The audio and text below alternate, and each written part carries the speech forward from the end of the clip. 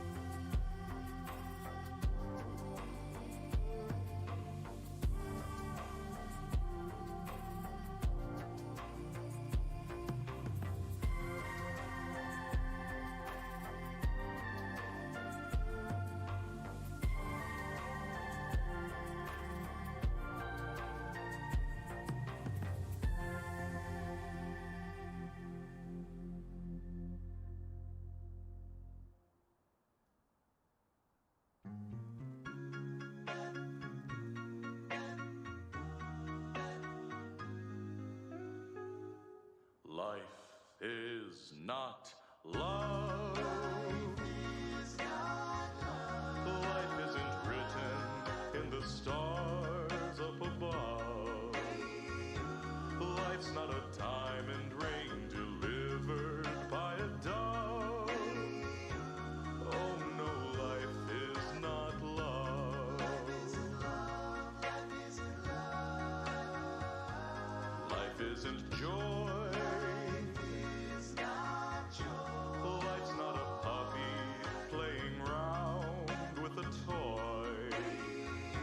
Life's not an ice cream for a giddy little boy. No, no, life is not joy. Life isn't joy, life isn't joy. Life's not a ton of fun. It's not playing around in the sun. It's not birthdays and lattes and finally meeting the one. Life is pain. Life is a kitten outside in the rain. If there is one thing that's stuck in my brain, it's that life is just suffering and pain.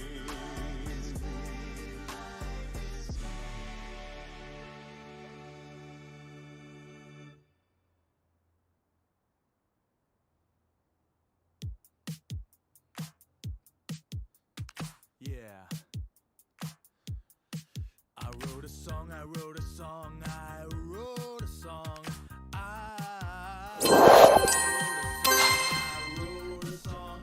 What's up, friends? Just over here hanging out. Getting ready to do a little streamerino.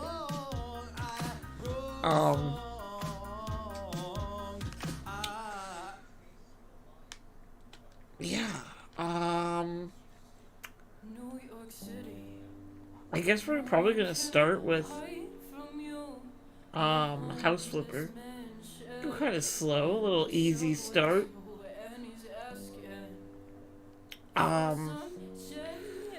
Now before I forget,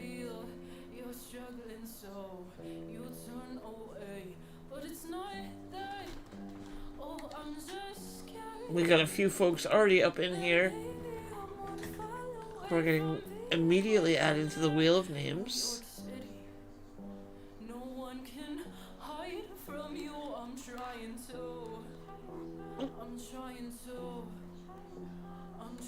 So Zabuza, Blue Bear, Beatstick Benny,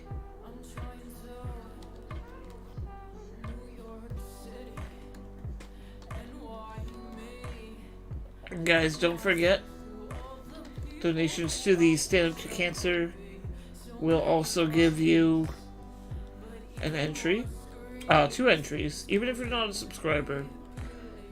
Just let me know, because I don't get any notifications when those go off, so let me know if you do it.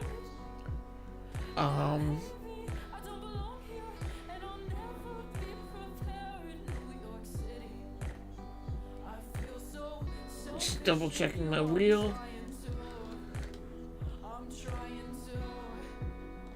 Okay, and it looks great.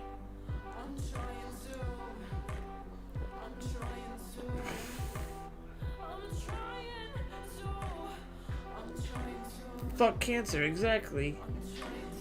Who likes cancer? Not me.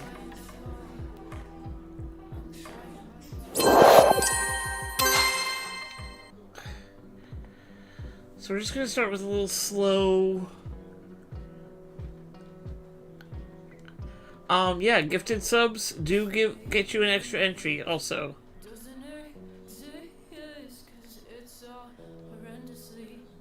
Absolutely.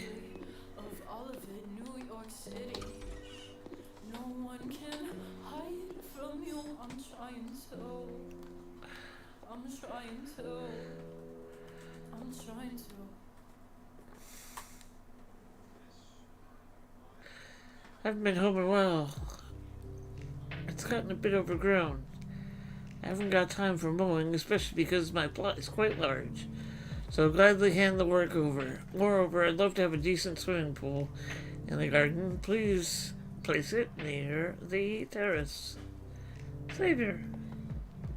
Alright, Xavier. Xavier wants me to mow his lawn. HGTV Simulator. What's up, Chainsaw? Gotta add you on that wheel. Thanks for being here.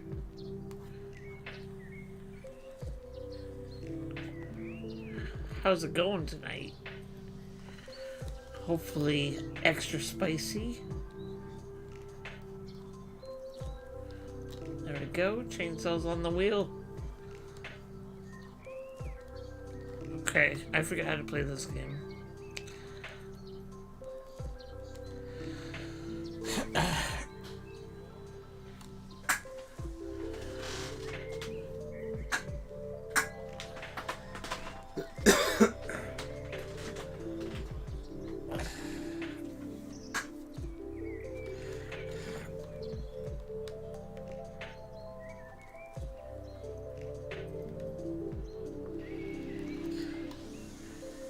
We're mowing the lawn. Surely a lawnmower would be a better option.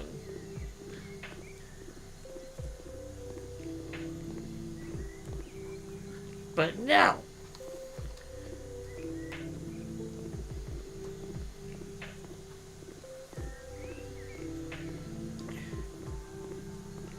Is the only one is front lawn mode?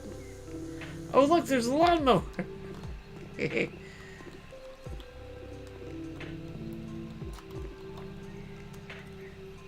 From now on, you can make use of the lawnmower. Choose it from the tools menu, then use it pressing E. Neat. Alright, we'll join the stream. Nice. I mean, I'm right here.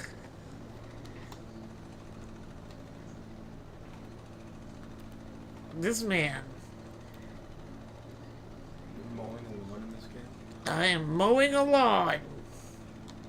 It's very important.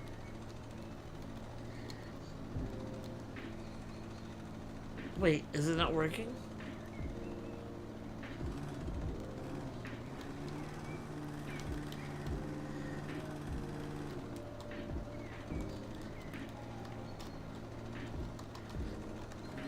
I have to hold it down? What is this chaos?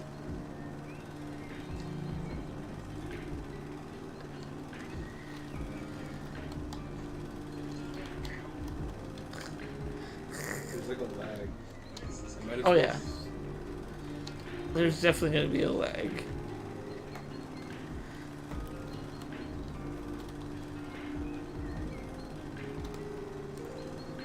I know you guys are very excited to join a stream to watch me mow a lawn.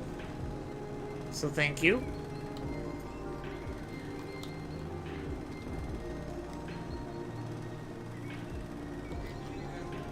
Imagine watching someone mow a lawn this chaotically.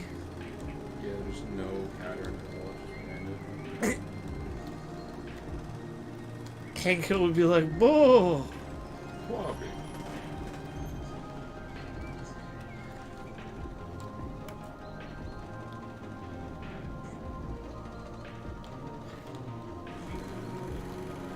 Whee! We can go faster.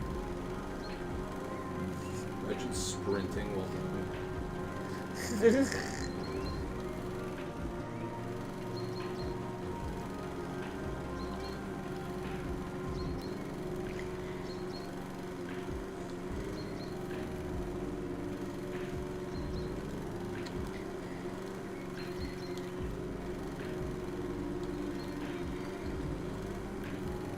It's funny to me that this is even included in the game. Dude, this game is just like as Blue Bear. Right? Right, Mayo? It is very exciting. But as Blue Bear pointed out, it's HGTV simulator. Yeah.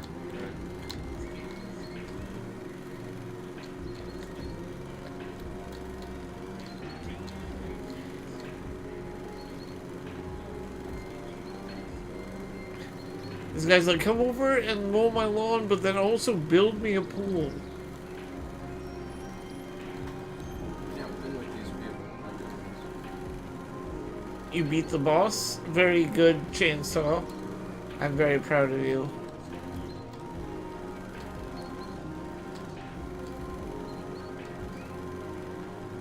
this. Just do it in rows. It would be so much easier. I don't know if one. You're probably right. This is where he wants the pool.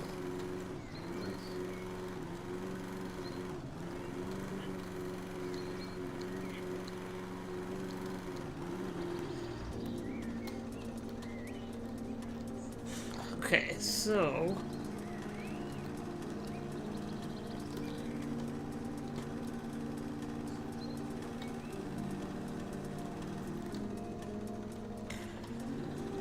you got a legendary bow. And yes, Blue Bear, that is absolutely correct. I am mowing a lawn just for a pool.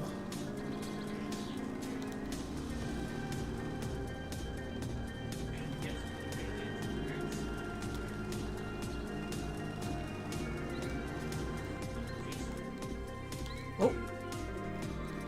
Where's the boat? Disappeared. The fuck? Hello?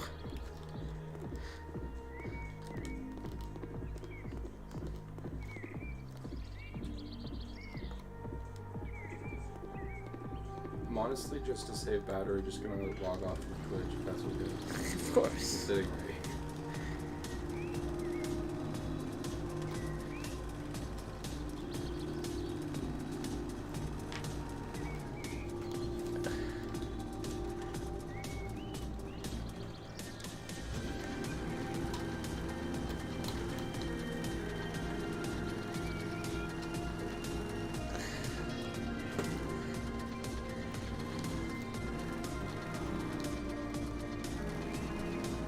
Okay, how is that not enough for this man?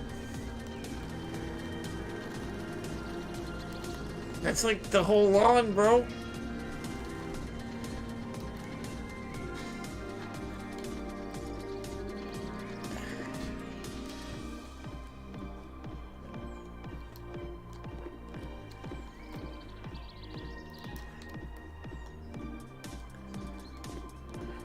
Okay, so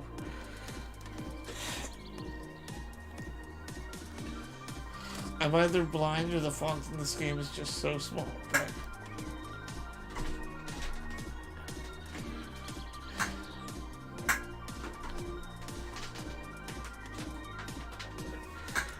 okay, so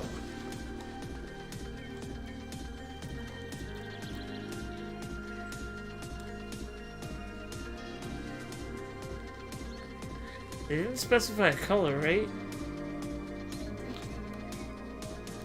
Playin?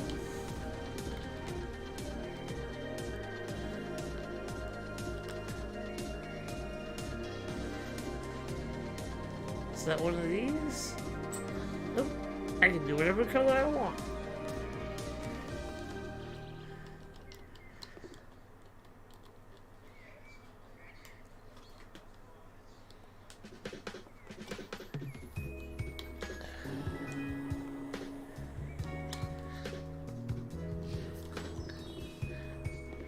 There's not enough space to place this item here. Hi. Hello. Hi. You look, may I say, radiant today. Or any time that you might be listening to this, just know that you look radiant. Yes. Do you want to? I have a winter green mint for you to help make our time together more. Should we become close? I'll have to dig it out. Intimate. That's hilarious. Yes, intimate, utterly lovely. You, lovely, like a winter-themed alcoholic beverage, like an expensive evening fragrance worn by Daniel Craig. Yes.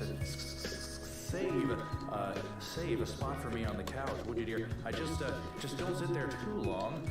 I wouldn't want you to get to fall asleep. You'll miss all the fun that we're about to have together. I bought you some candles. Yes, fire. Nothing is more romantic than fire. That is, of course, unless the fire is consuming a building. That's less romantic, but tragic. More tragic, really, is what I would say. But let's not. Why don't we get back to the task at hand? And that's my hand in your hand. Yes. Do you moisturize? I can tell that you do. Your hands are so soft. As do I. I do as well. My hands get parched. They parch easily. It's why I like to use. I use a moisturizing lotion with aloe vera, very natural sunscreen, which helps if you burn easily, as I do. I like your. Is that a cashmere sweater? Cashmere. Yes, fun word. Made from the finest Indian mountain goats. I fell in the pool, guys. Goats are so soft, so warm, like cuddling a cloud. Goats look very good on you. They do. As, Pretty solid job, I would all say. peoples, why we wear Let's go to this man's house. cashmere. Breaking into his house. Shh. We're gonna crouch.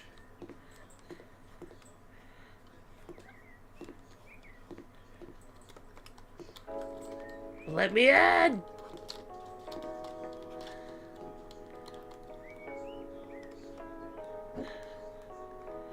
I'm stealing your bricks.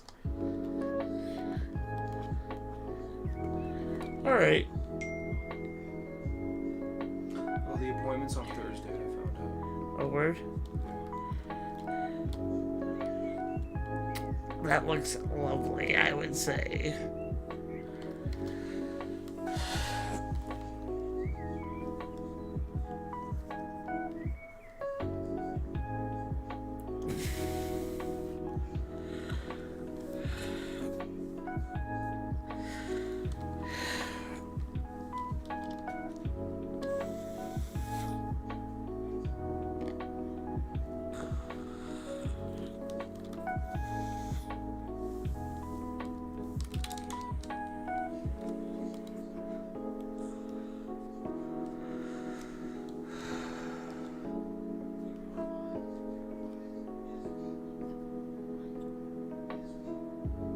I need to build up this house to flip it.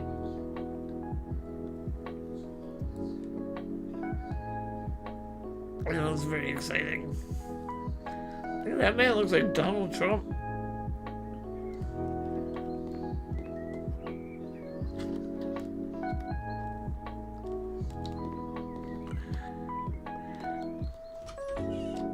I'm not ready to sell this house. This game is wild.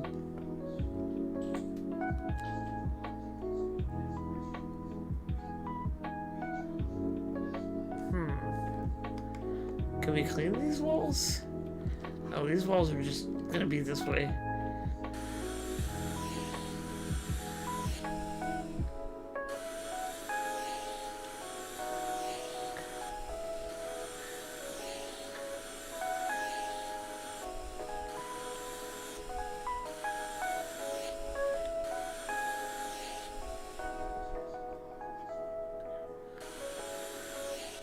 So I think we should get this house into a beautiful looking setting and then probably do our first giveaway. So if you haven't already,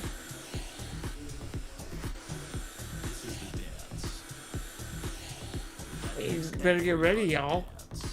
Just get ready for a free quick $10.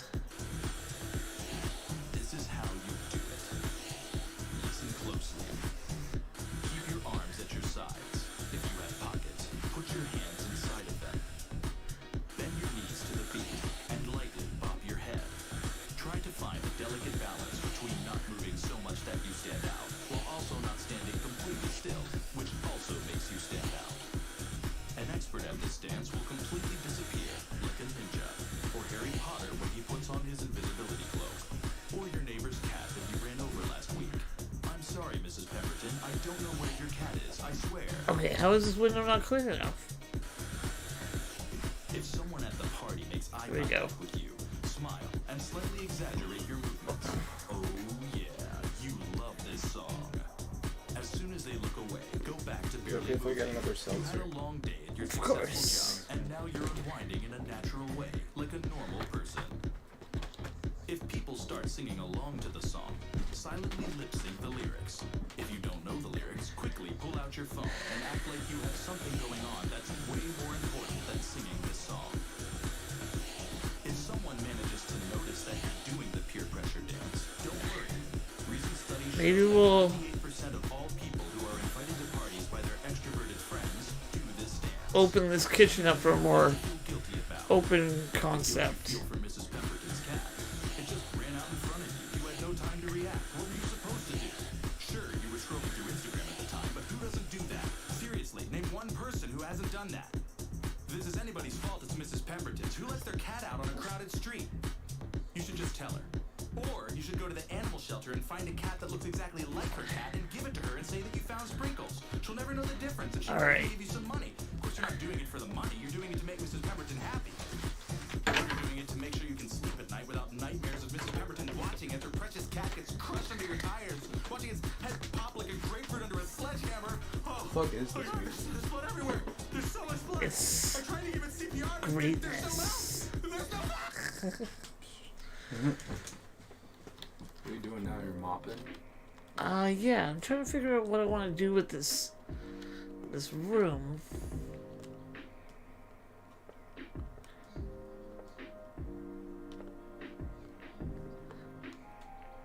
I'm thinking an open concept kitchen.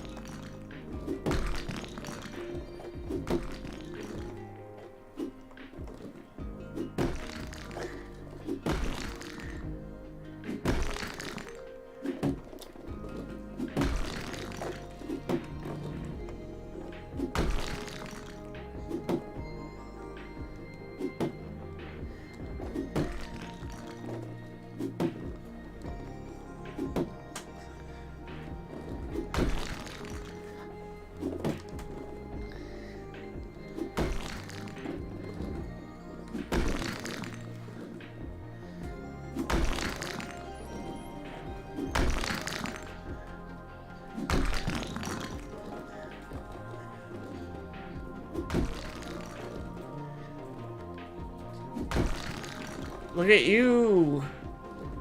What are we looking at you for? That sounded dickish. I meant that in the most sincere way. Tell me why are we looking at you, Zabuza?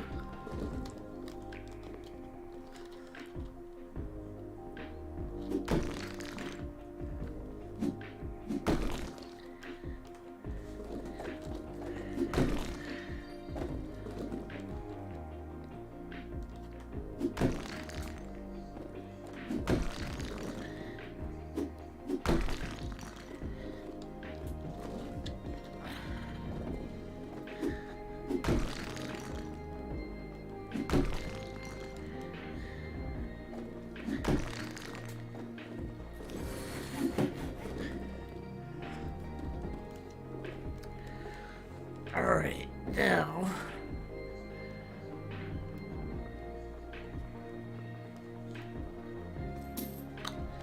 sell that. We're gonna do some half walls.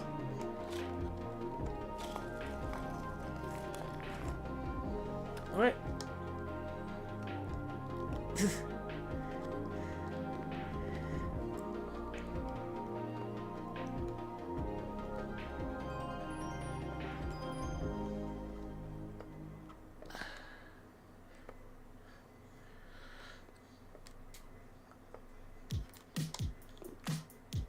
Okay, I don't know what this game is trying to do.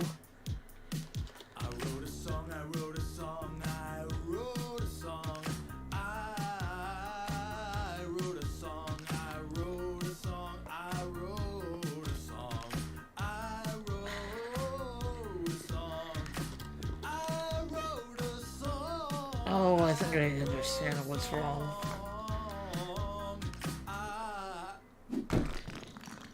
Is that better?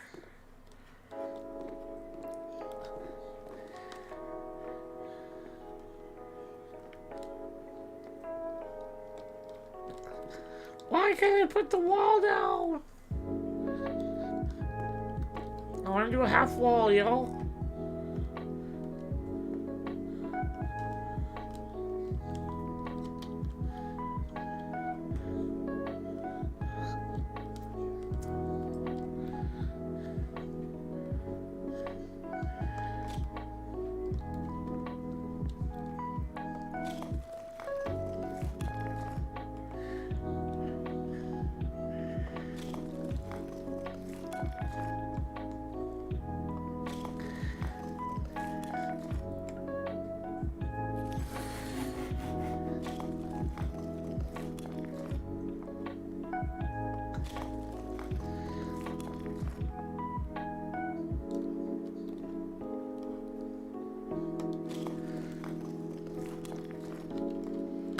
I know.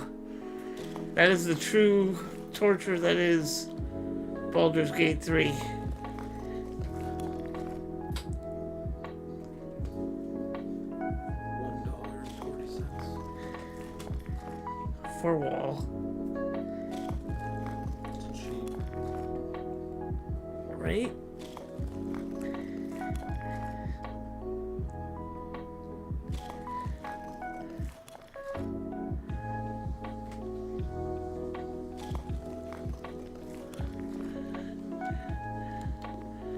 I'd like to know why I can't put one on the ground, but that's fine.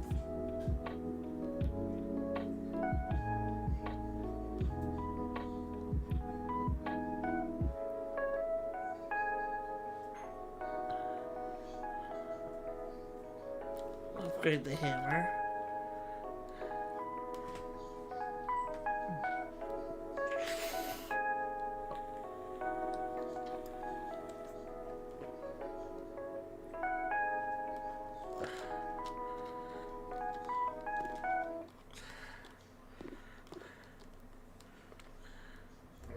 Getting all Good.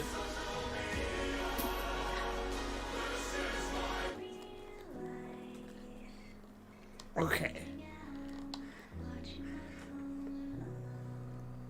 We're gonna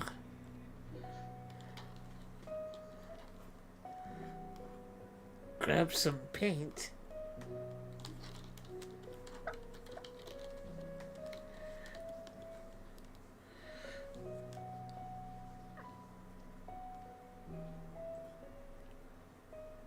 This game is wild. I don't even know what I'm doing.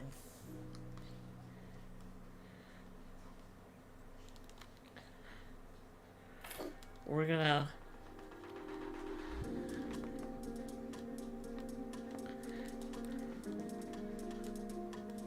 We mowing lawns in this motherfucker.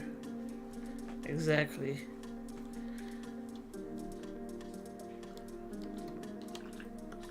And Blue Bear, just so you know, it will be coming to Xbox.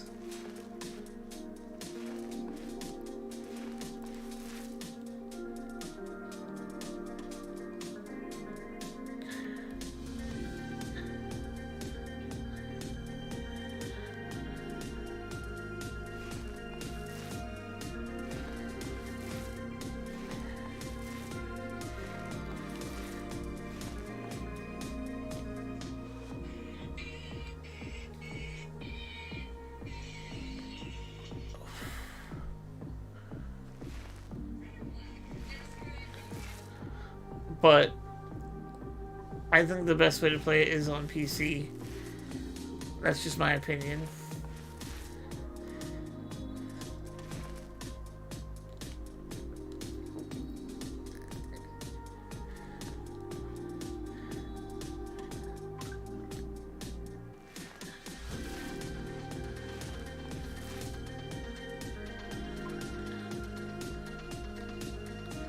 Why did you put the paintbrush away? This game is silly.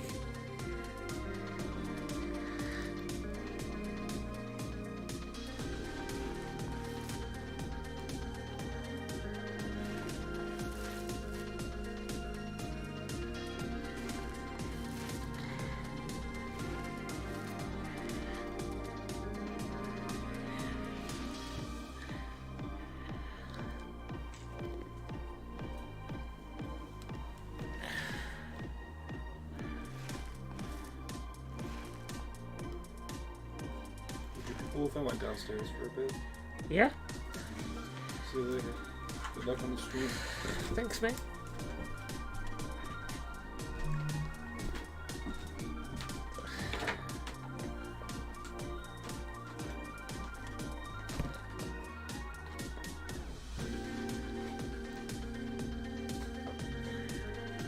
Should have probably bought a bigger one to begin with, but whatever.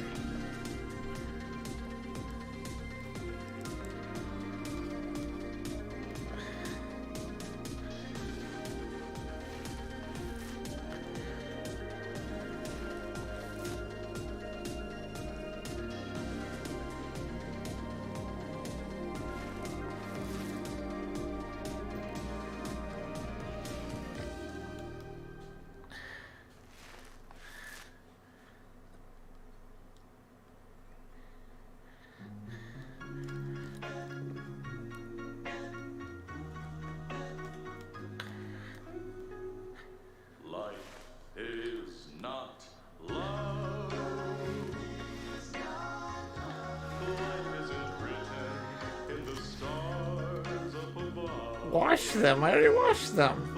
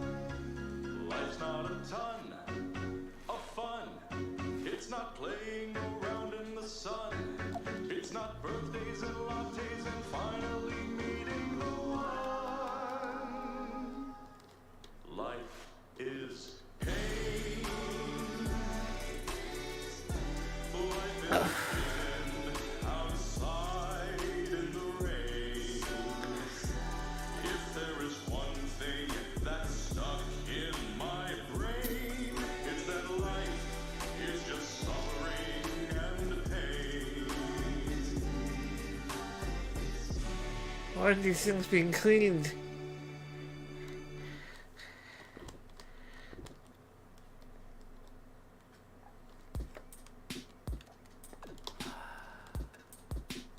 Okay, yeah, maybe those windows were not cleaned.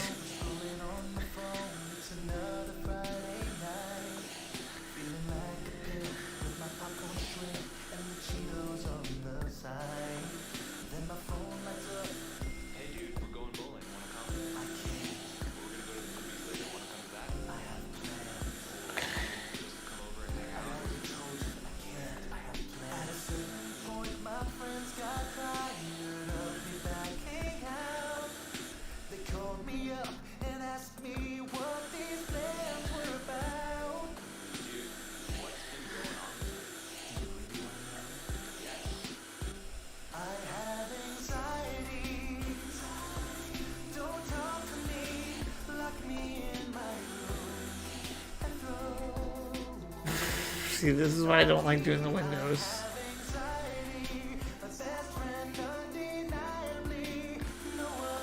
Because now I have no idea. There we go.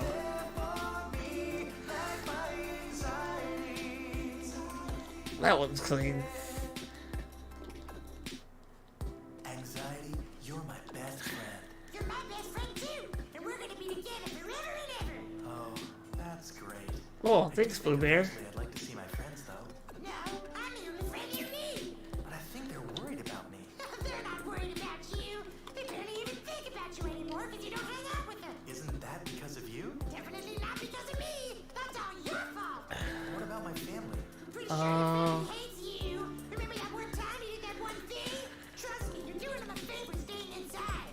So, Anxiety, I guess it's just you and me tonight, huh? Yep, and tomorrow night, and the night after that, and the night after that, forever and ever and ever and ever and ever.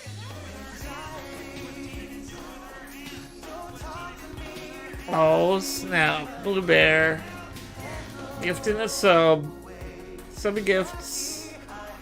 Thank you. We'll add your name to the list.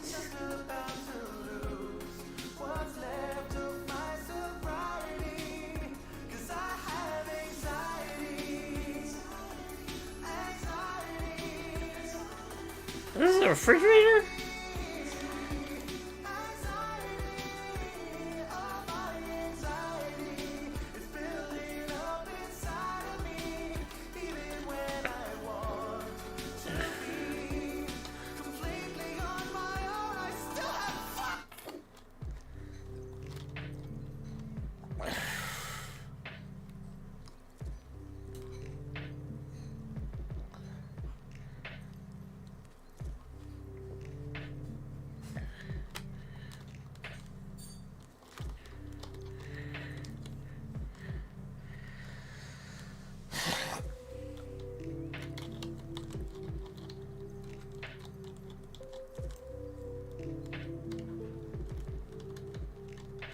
This game has so many layers to it that it's like hard to even know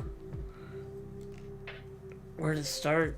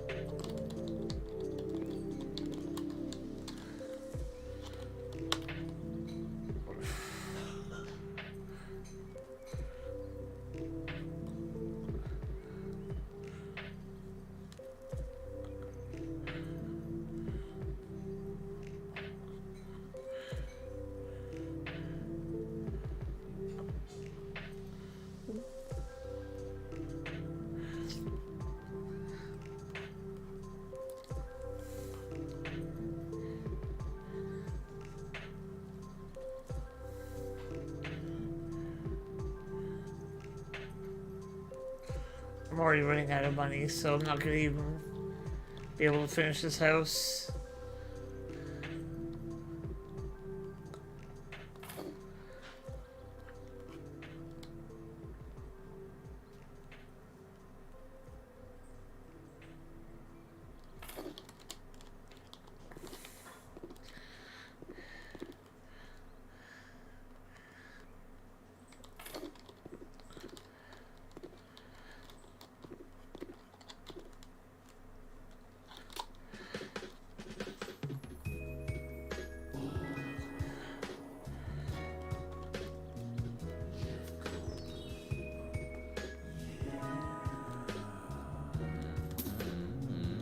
Hi.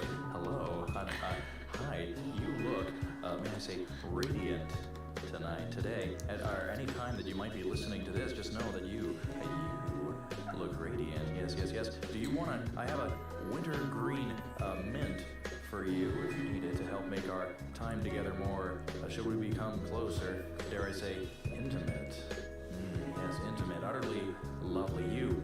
Lovely, like a winter-themed alcoholic beverage, like an expensive evening fragrance worn by Daniel Craig. Yes. Save a spot for me on the couch, would you, dear? I just don't sit there too long. I wouldn't want you to get to fall asleep. You'll miss all the fun that we're about to have together. I bought you some candles. Yes. Fire. Nothing is more romantic than fire. Okay, I know that's a bad spot. Unless the fire is consuming a building, that's less romantic. Tragic. More tragic, really, is what I would say. But let's not. Why don't we get back to the task at hand? And that's my hand in your hand. Yes. Do you moisturize? I can tell that you do. Your hands are so soft. As do I. I do as well. My hands get parched. They parch easily. It's why I like to use. I use a moisturizing lotion with aloe vera, very natural sunscreen, which helps if you burn easily, as I do. I like your. Is that a cashmere sweater?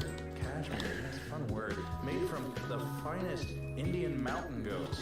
Really? Yes. Goats are so soft, so warm, like cuddling a cloud. Goats look very good on you. They do, as they do on all peoples. Why we wear cashmere. Cashmere.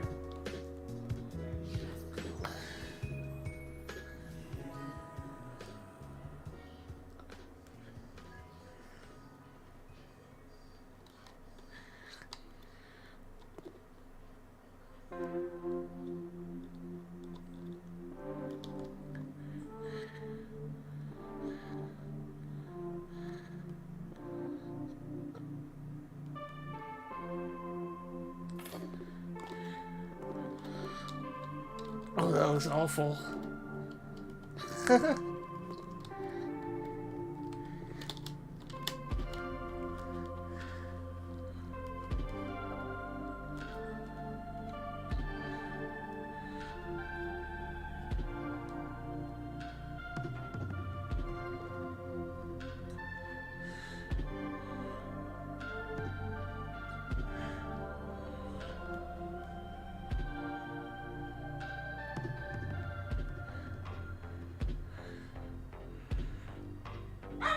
We gotta get dishwasher up in this piece.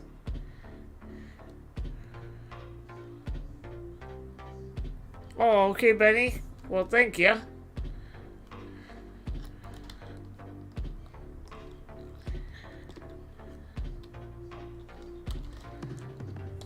For watching.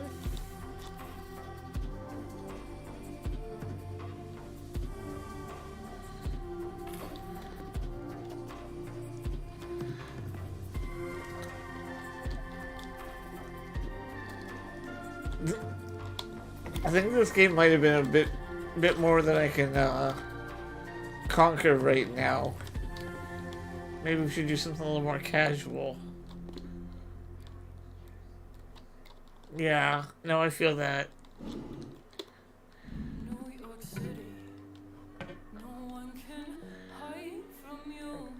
The homeless man shares the subway to Annie's asking for some change.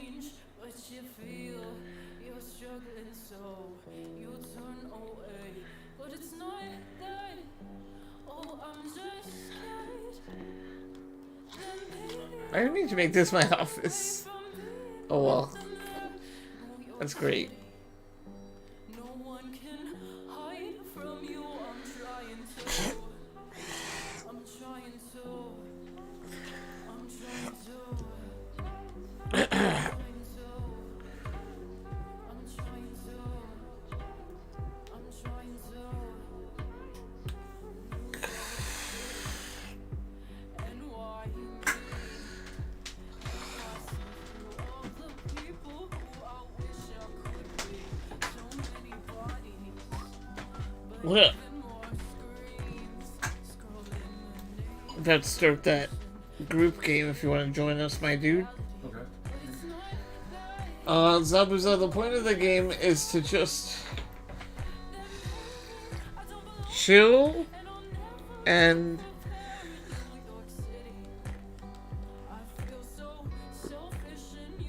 I guess, like, I don't know. It's,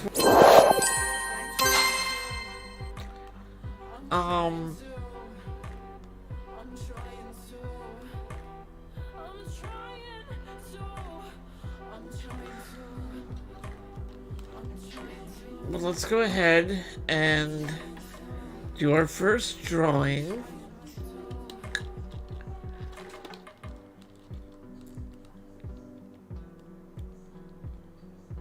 That would be really cool.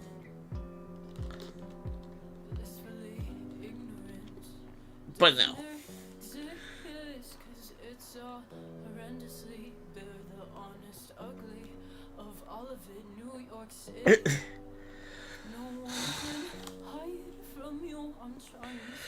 Exactly. Exactly. Cozy games are a very strange monster. Oh, what's up, man? So we're gonna do our first drawing.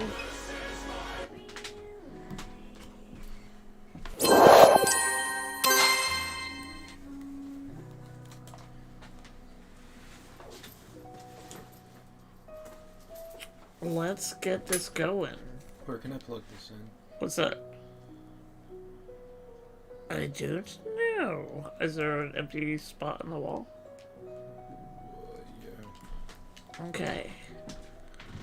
So,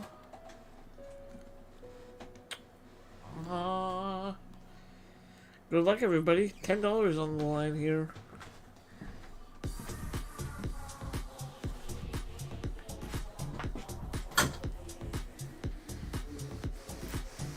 Beat Stick Benny with that first prize.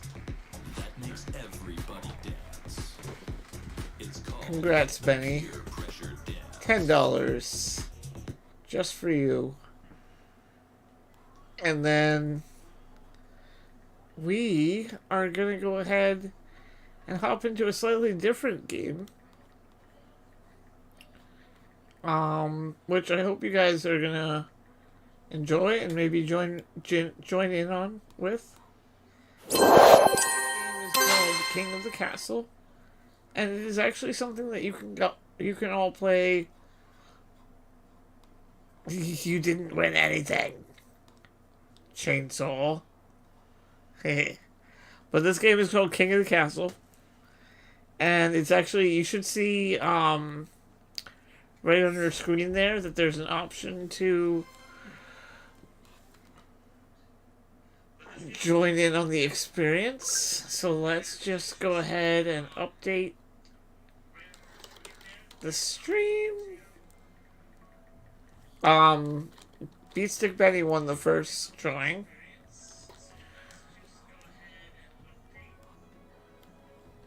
Okay.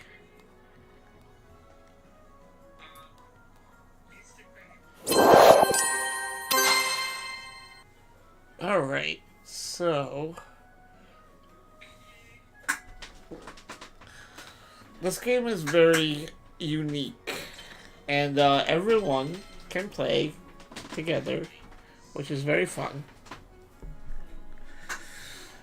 So we're gonna start a new dynasty.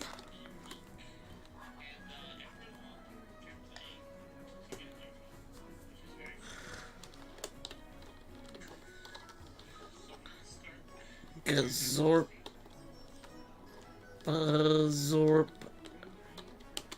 Field.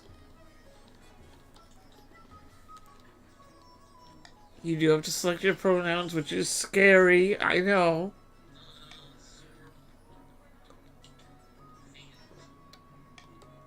How do I do this?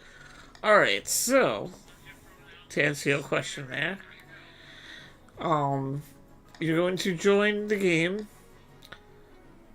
by typing in 1 second, exclamation point, join, and then space and your preferred pronoun. He, her, or they.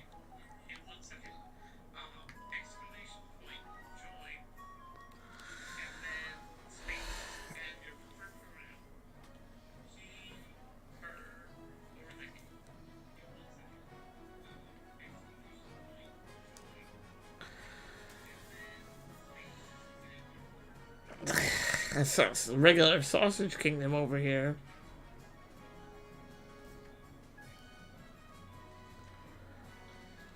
Blue Bear, join our game. Oh, Mayo going with the ladies.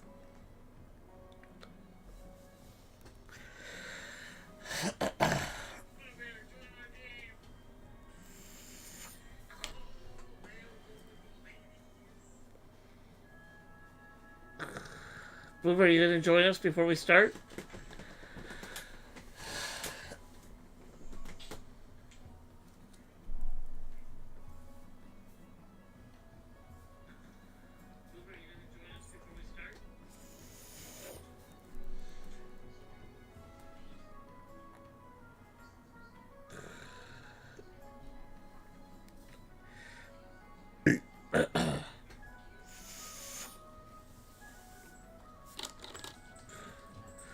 Well, that's alright. You can join at any time, Blue Bear.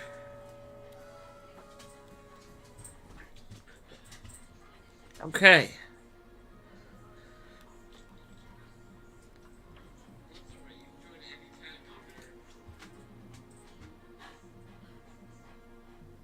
So,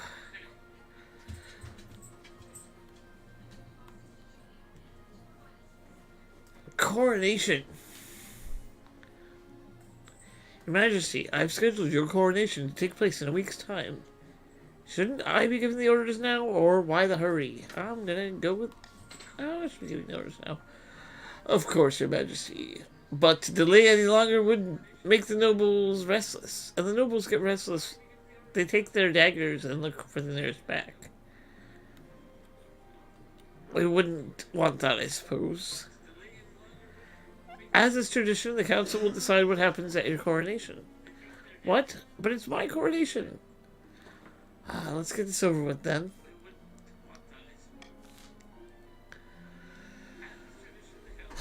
Alright, so what kind of coronation should be held for the new king? So this is where you guys are going to start voting. So you're going to do exclamation point vote, and then A, B, C, or D after the voting starts.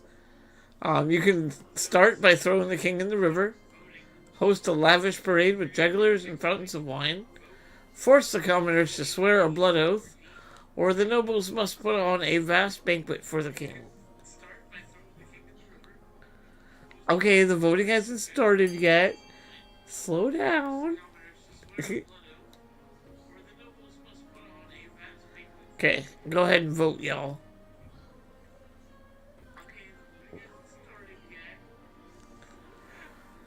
Throw the king in the river. Wow, Zabuza. Oh, I'm hurt. Y'all better get those votes in. Oh. Chainsaw. You guys can still vote. It's not too late.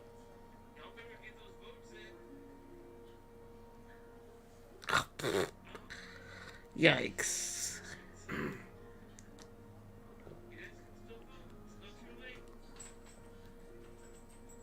I won't let you send it? You did send it. Your vote's in.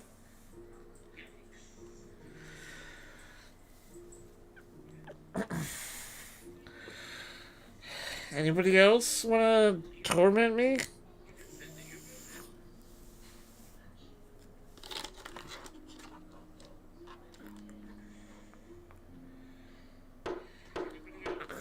Alright, guys. Cool. Thanks for starting by throwing me in the river.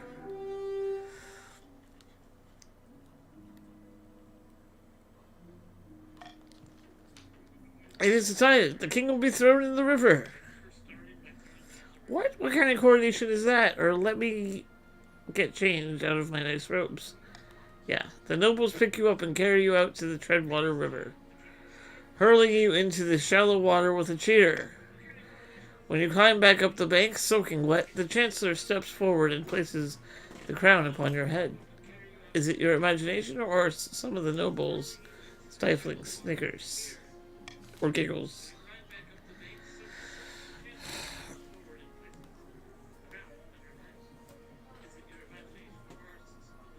Council introduction. Alright, guys. This is going to be important for you guys. Now that you're the king, your first duty is to meet with the Council of Nobles. Your nobles hail from all across the kingdom. The desolate east, the wealthy coast, and, of course, the bleak march.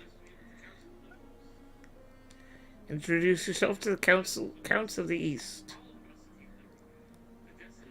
An honor to finally make your acquaintance. Your Highness, may you escape the doom that befell your predecessor. And then we're going to introduce the patricians of the coast. This is Abuza. A pleasure, your esteemed highness. I hope to see our kingdom prosper and grow wealthy under your reign. And then Chainsaw. Hail and well met, your majesty. Under your leadership, we'll whip this kingdom into shape, Introductions are done. The council hall immediately fills with raised voices as the nobles argue with each other and demand your favor. You sigh and sit back. Is this what the council was like? No wonder your father told you to avoid the throne at all costs. Path to victory. Your Majesty, the first few years of your reign are the most difficult. You're new and unproven. The nobles of the council will scheme against you, hoping to kick you off the throne and put their own puppet claimant in your place. Those fools couldn't scheme their way out of a paper bag. Ha! Better kings than you have been toppled by their treacherous nobles, your Majesty. To defeat their schemes, you must secure an heir and prove that you are worthy of the crown by completing an ambition. My question is this. When you die, how do you hope the kingdom will remember you?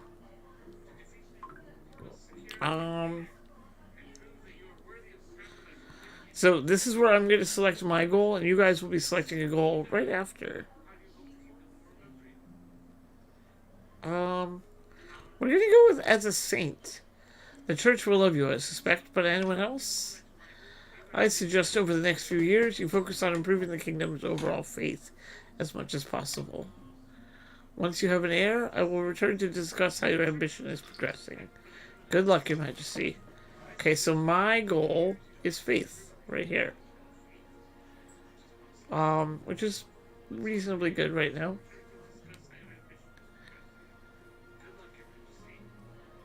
And then we're going to end the season.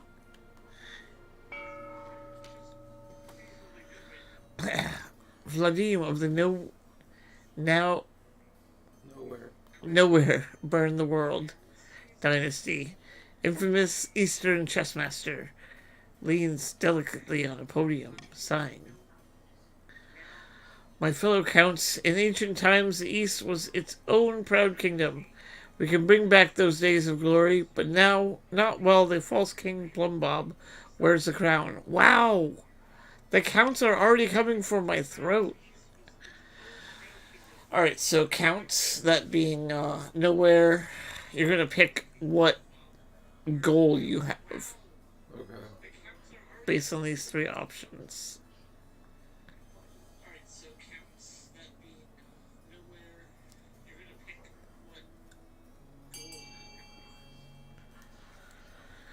Okay, so your goal, raise stability. Okay, you're the only count, so we'll continue.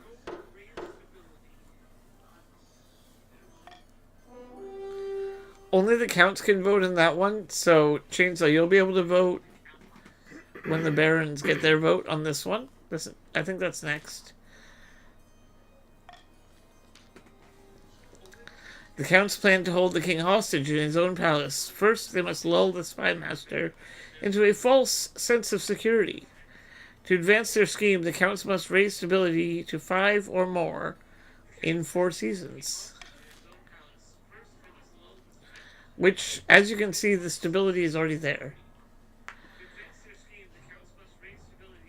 Mika, of the Mayo-on-your-face bloodline, sinister marcher, equestrian, stands before a blazing hearth, yelling at full volume. When have the barons of the march backed down from a fight? Never! I know you'll do whatever it takes to put me, your rightful monarch, on the throne.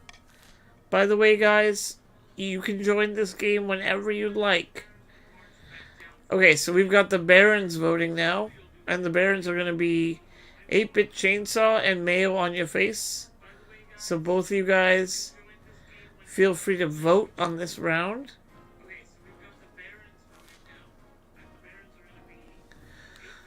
And you're going to pick what your next goal is.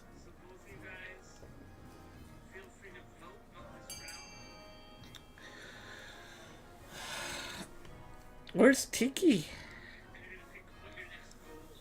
Lower stability. Okay. So not only are you fighting against myself, you're fighting against the counts as well.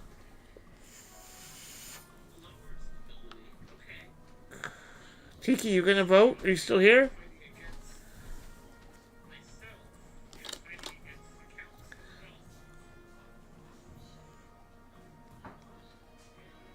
Alright. There we go. Oh, no. The barons plan to persuade the population that only a charismatic general can protect them. Blueberry, you can also join this game still, even though it started already. First, the common folk must be afraid. To advance their scheme, the barons must lower stability to 4 or less in 3 seasons. Kato of the Zabuza BZ family, charismatic Navy admiral, scribbles with a well-used quill on a hardwood desk, explaining in measured prose. Fellow patricians of the coast, my claim to the throne is far more legitimate than that of King Plumbob. Something must be done. Well, you are both on the gift train here, Blue Bear. Okay, so Zabuza, this is your vote.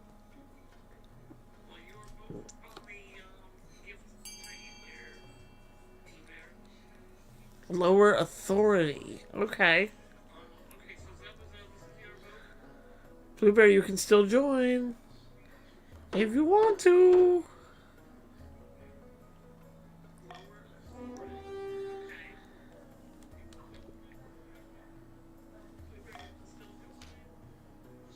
Okay, the patricians plan to turn the throne into a commodity that can be bought and sold at will. First, they must ensure that the rule of law is crumbling.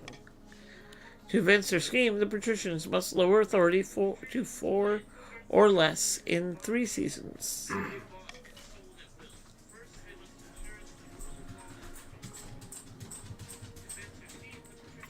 Okay, so just a quick rundown of everybody's scheme. Barons, lower stability to 4 or less. The counts are going to raise the kingdom's stability to 5 in 4 seasons, which we're already at, so they're technically winning right now. Oh, that's very nice, Blueberry. And then the patricians must lower authority to 4 within 3 seasons.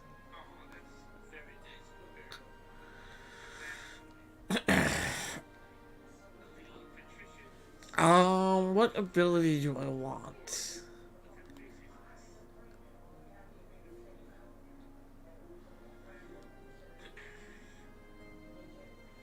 I'm gonna take that one for now. Alright. Let's go to the jousting tournament. Your Majesty, the barons of the March have invited you to a jousting tournament. How delightfully rustic. Wonderful, I will compete myself. I'd love to attend and support a knight, or send a note of decline. I'm not going to participate. Y'all going to try and kill me. Defiance is now loyal. It would be my ideal day out, Your Majesty, but I'm sure you will have a marvelous time. Okay. Bad news, Your Majesty. A meddling wizard has set up shop in Eberwald. Eberwald? I don't know. I believe it is Gordius, the Stone Talker. Tell me more about this wizard. Wizards have managed to tame creation itself. They wield untold power and are naturally distrusted by the church. Even the High Inquisitor wouldn't dare move against them openly. Gordius has dominion over the rock and metal and stone, and the deep places of Celeste Ath. He's put out a call for a new apprentice, which is a rare event. This is a once-in-a-lifetime opportunity for many. Droves of unwashed, glory-seeking peasants from all over the march are lining up for their defiance. Oh, Zabuza. That actually looks a little bit like you, Zabuza. Not just peasants, I, Zabuza BZ, have also decided to apply. The competition will be fierce, but those citizens are no match. I will be the most powerful noble this council has ever seen. You couldn't put your clothes on if it wasn't for your servant's help. Wow, Mayo's slinging some mud already. We can't let this go ahead. Not only is it heresy, it presents a clear and dangerous conflict of interest. Then we shall assemble the council. Cheers, Your Highness. Should Lord Patrician Zabuza BZ be allowed to apprentice under the Wizard Gordias in the March? Interesting. So we have allow Lord Patrician Zabuza BZ to become Gordia's apprentice, require he forfeits his noble title in order to become an apprentice, or forbid Zabuza from traveling in Eberwald. So, this one everyone can vote on. We're gonna not. I'm not gonna vote. I'm not gonna change anything.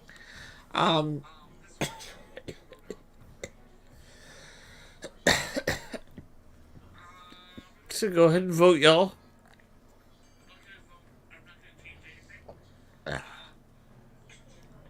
You gotta do it again, Zabuza. No, it didn't, because I didn't start the vote yet.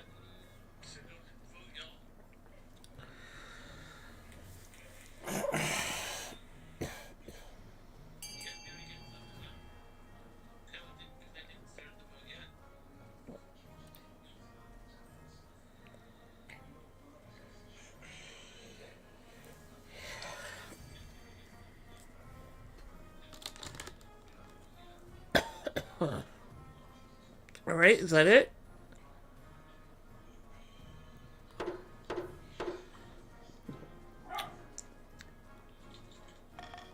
Oh.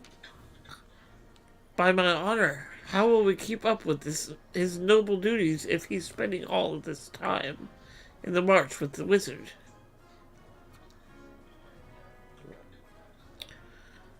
Oof.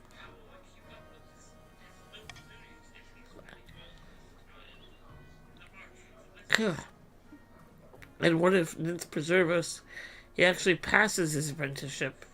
There's never been a wizard on the council before. We just have to cross that bridge when we come to it. You never know. It might liven things up around here. Yeah. You've nothing to fear from me, your august majesty. I'll always have the kingdom's interests at heart, even as wizard. Welcome back, Benny. Feel free to join the game.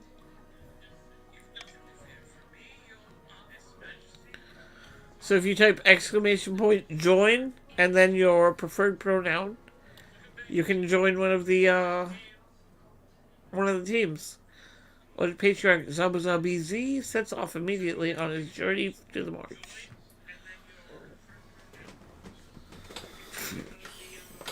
Gordia's presence in Everweld attracts all sorts of visitors. Though the power of his latent magic starts to wilt crops for miles around. Oh, Zabuza! Unbelievable.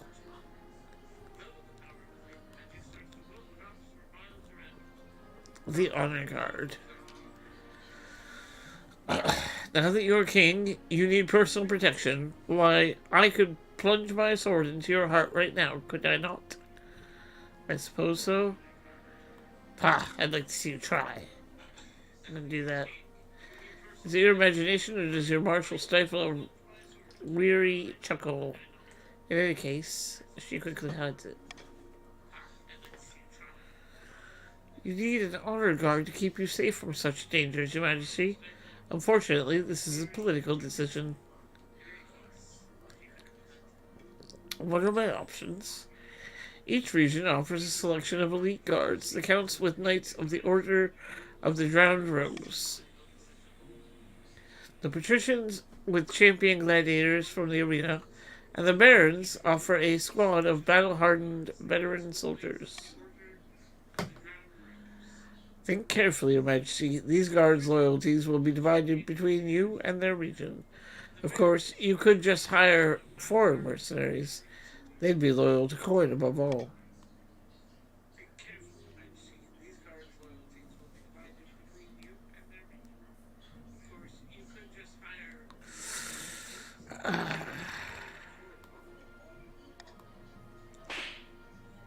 The Order of the Drowned Rose are highly respectable. They'll understand palace etiquette, but it's been years since they fought an actual battle. They mostly write poems these days.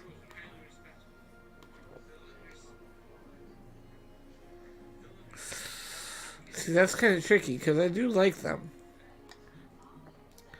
A gang of low-born crooks who've turned themselves into celebrities through their skill at chopping people to bits. They're vain and selfish. Their skill in battle is undeniable, but can you trust them? No, not really. These soldiers have fought more battles than they have had hot dinners. They'll be uncouth, no doubt, and won't adapt well to life in the palace. But they're loyal and tough as nails.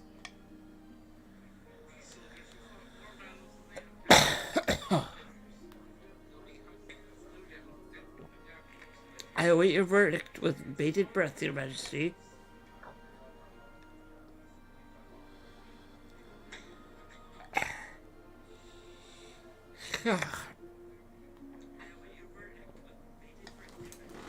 Go with... excuse me. The Eastern Knights.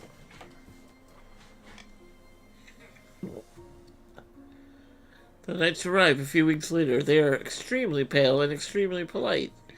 The commander introduces herself with a florid bow before reading out a poem she's written for the occasion.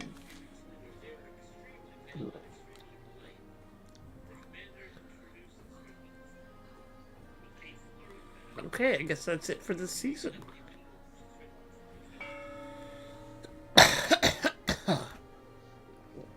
Alright, so we have an auction coming up here, guys.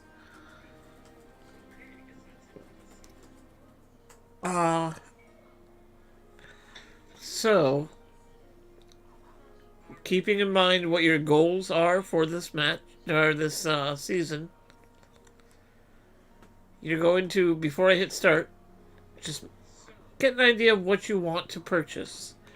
You can see your actual amount of money that you have right here. 1,000 gold, 1,000 gold, everybody's got 1,000.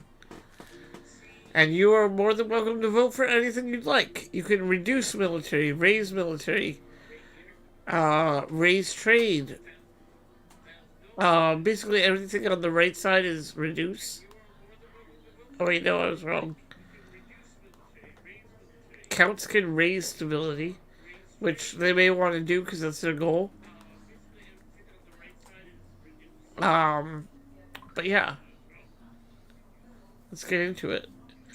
Vote for whatever you guys want. Do what feels right. So, exclamation point fund, and then X is going to be whatever letter, and then Y is going to be the amount of money that you are going to vote with.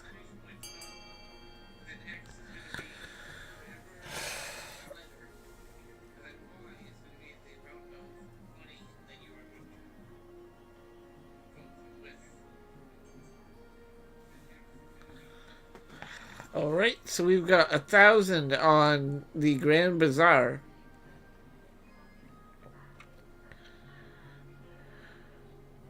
Oh, try that again there, Zabuza. You gotta have a space after A.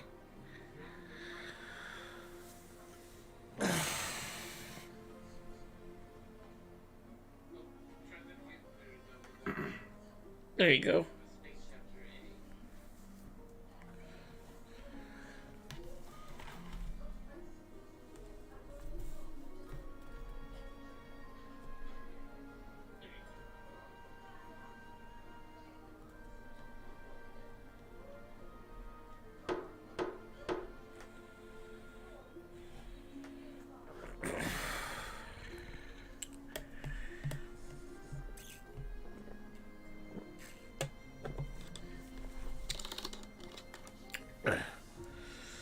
Alright, so we're raising trade and reducing military.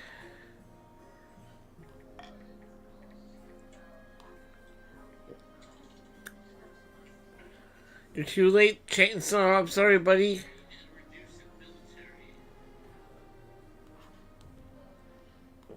Begging for scraps. When Count Nowhere Burn the World enters the council chambers, his clothes are stained and rumpled, and his face is haggard. My servants have finally left, Your Grace. It's a disaster. By the ninth god, what's wrong? How can the crown help? Or wash your clothes before coming in here? How can the crown help? My fortune has been laid bare and left wanting. I am currently penniless. I beg for whatever spare coin the council can give. Alright.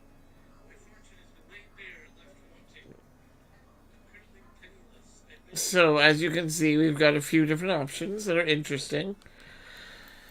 Baron 8-Bit Chainsaw is wealthy. He should help.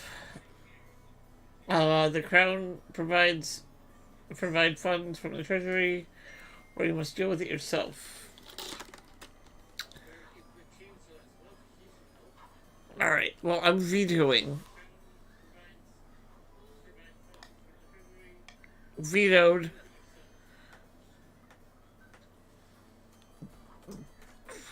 Alright. Go for it, guys. Pick your poison.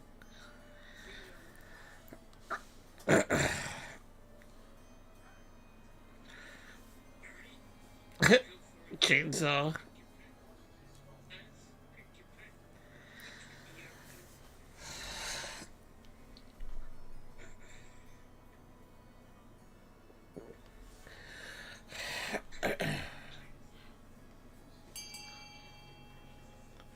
Anybody else before we wrap up the voting?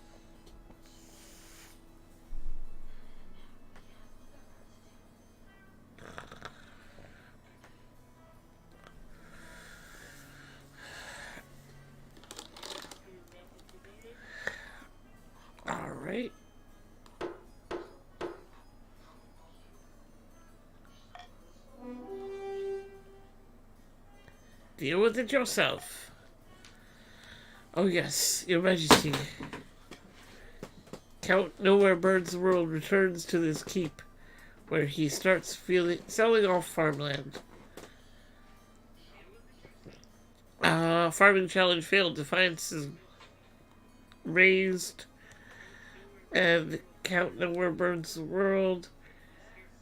Wealth has increased. Congratulations.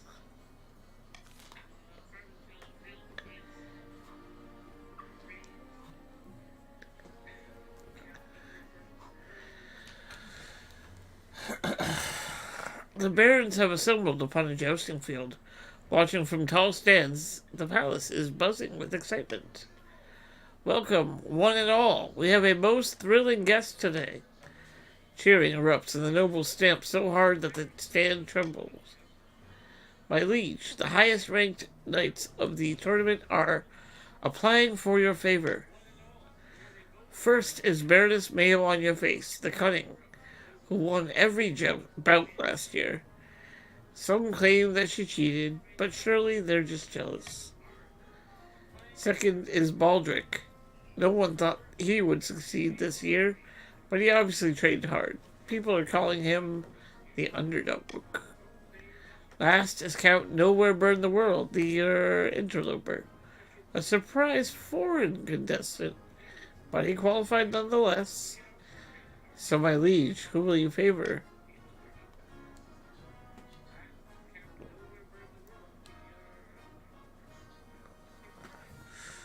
I want to bring Defiance down with the counts. So, oh, that wasn't good, actually.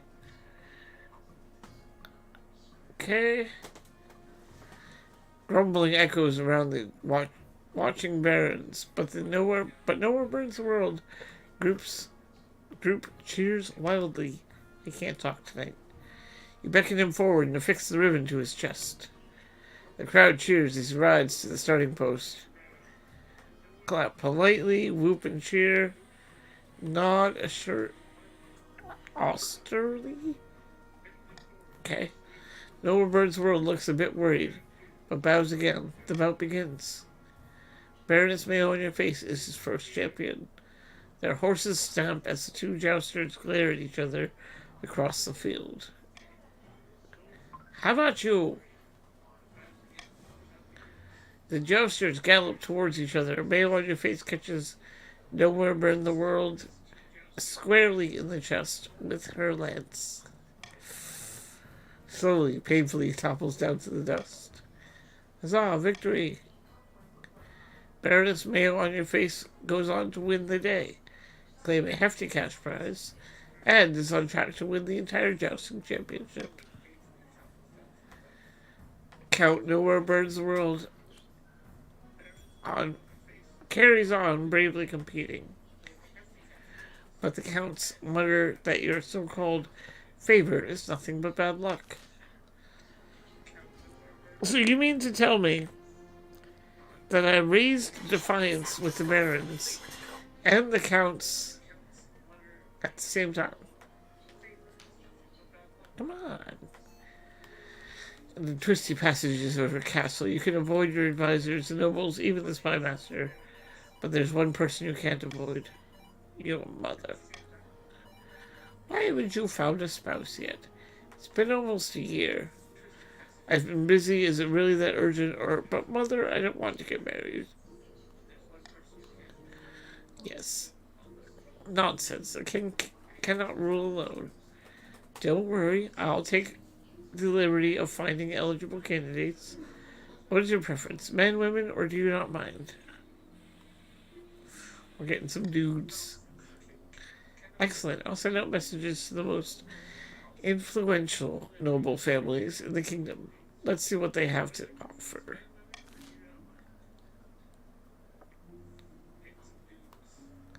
Is that it? Yep.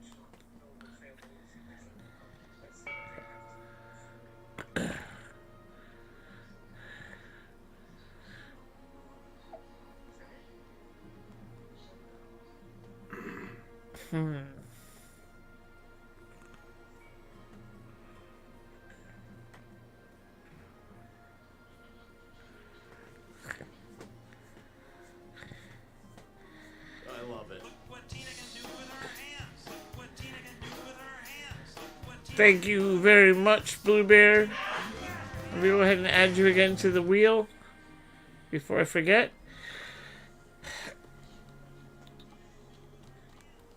And if Kuro Kaiser is in the chat right now, make sure to say hey so you can be added to the wheel too. We'll do a comment tax for the patricians. No, do I want to buy both of those? Yeah.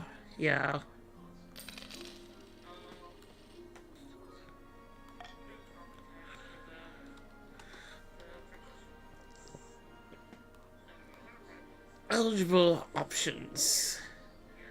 I found 3 potential matches for you. 1 eligible young man from each of the kingdom's 3 regions. Choose wisely. You'll be securing a powerful alliance. Yes, I know. And a partner for life to have and hold. Don't forget. What if I don't want to marry any of them? I will say that one. I suppose so, but the alliance comes first. Your mother leads you to the Great Hall, where she's arranged 3 portraits on easels. For now, each is covered by a cloth. Wait, I don't even get to meet them? Alright, then let's get to see the eligible bachelors. There's no time for sentiment. You just need a match that benefits your situation and suits your political needs.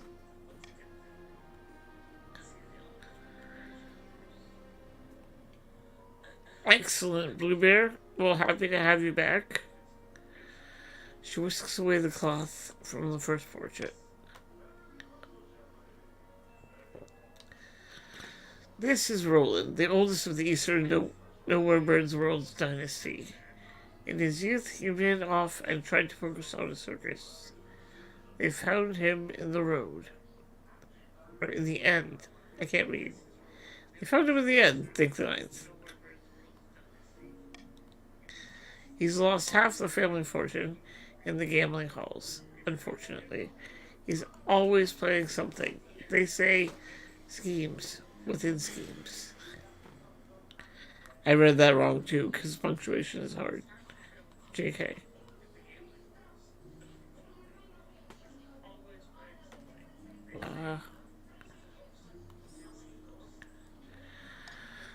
Don't see what all the fuss is about. From the coast, we have Dimitri, the wealthy heir to Lord Patrician Zabuzabizi's estate. He spends most of his time in the solitude of his villa. So, I know a little bit about him.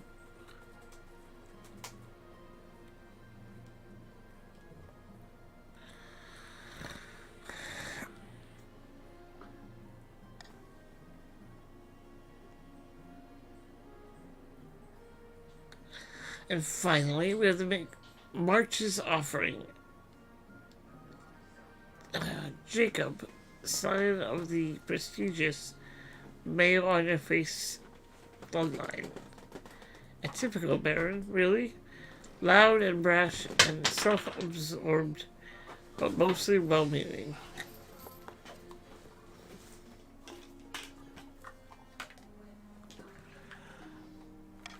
There we go. Like most of the barons, his great passion is hunting. No breast is safe from his crossbows.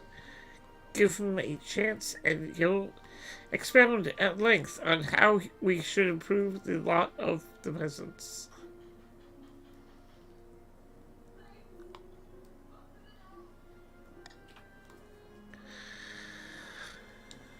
Why do you think? Of course, by picking a candidate, you'll anger the other regions, but you'll get a lifelong alliance.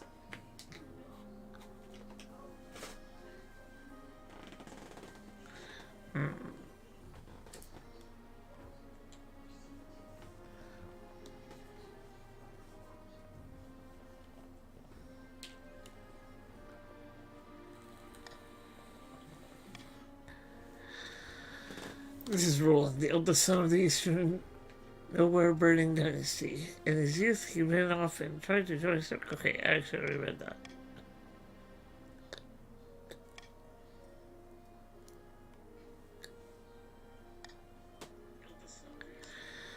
Well, which of them do you wish to marry? I mean, I guess I'll marry Roland. I guess.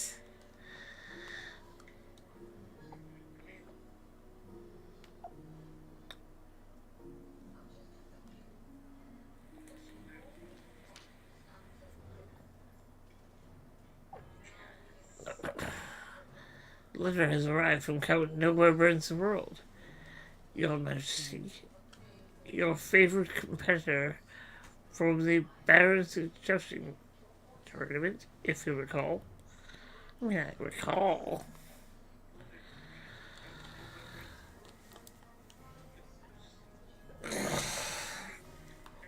Hello? He was badly injured in the final bout and had to pay an expensive physician to treat his leg. Nobles across the kingdom have raised concerns about the safety of jousting. They're worried the fad will become even more dangerous.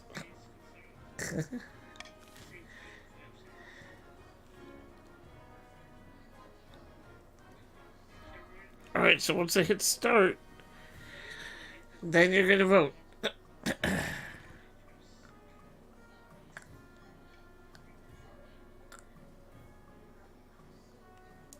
Alright. Nothing I want to get rid of right now.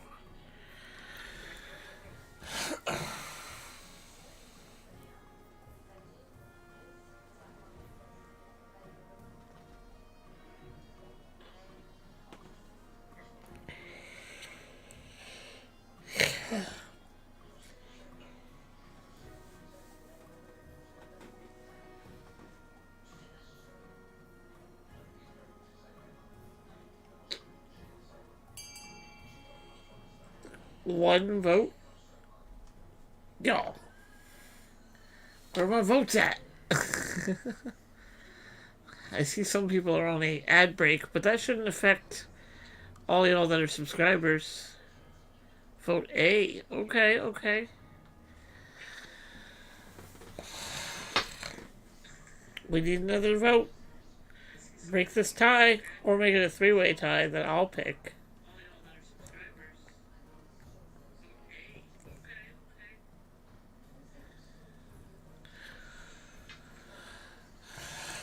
Zabuza.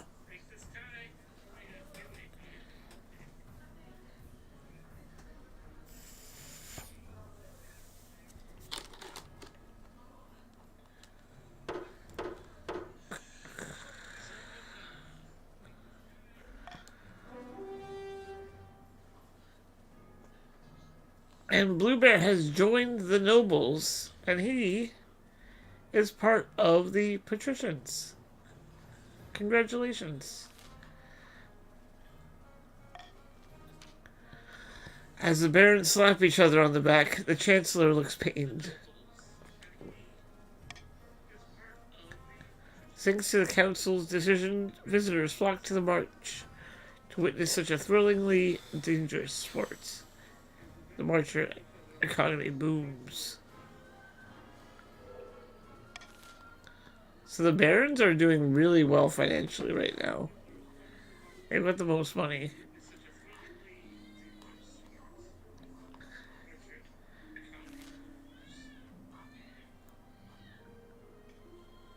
Inappropriate magic. I knew this was going to happen. No, your majesty, help me. Chainsaw, why are you just bones?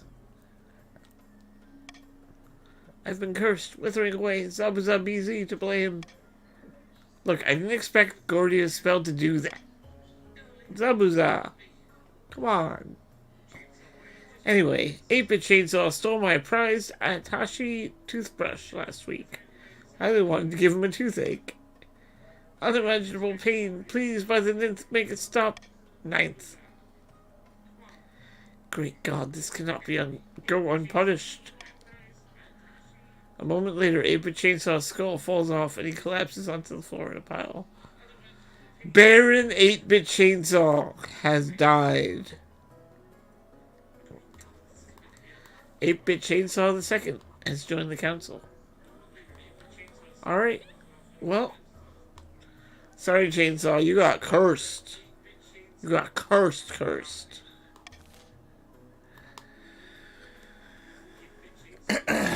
So, should Lord Patrician Zabuza be punished for accidentally using his new power to kill Baron 8-Bit Chainsaw?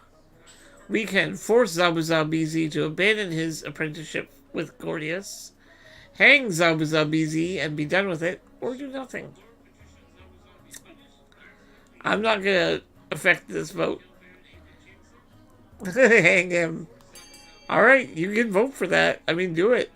You're alive again as 8-Bit Chainsaw II. Zabuza's like, do nothing. No. So, Blueberry, you have to say vote with an exclamation point and then the letter.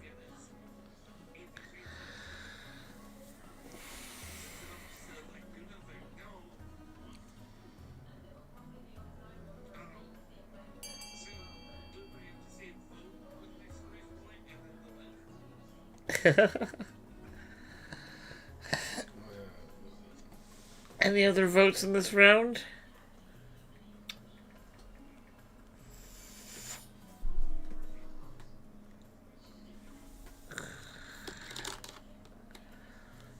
Where the heck is Tiki? We need another vote.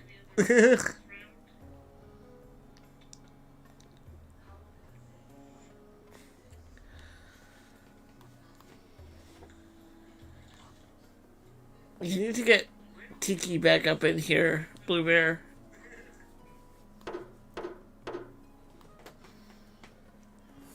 Voting is closed. Do nothing. All right.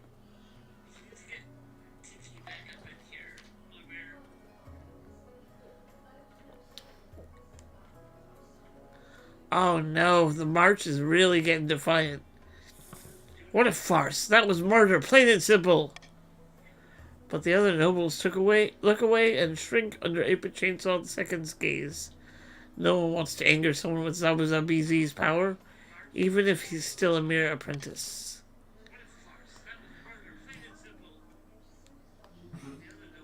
Alright, well, I guess that's the end of the season.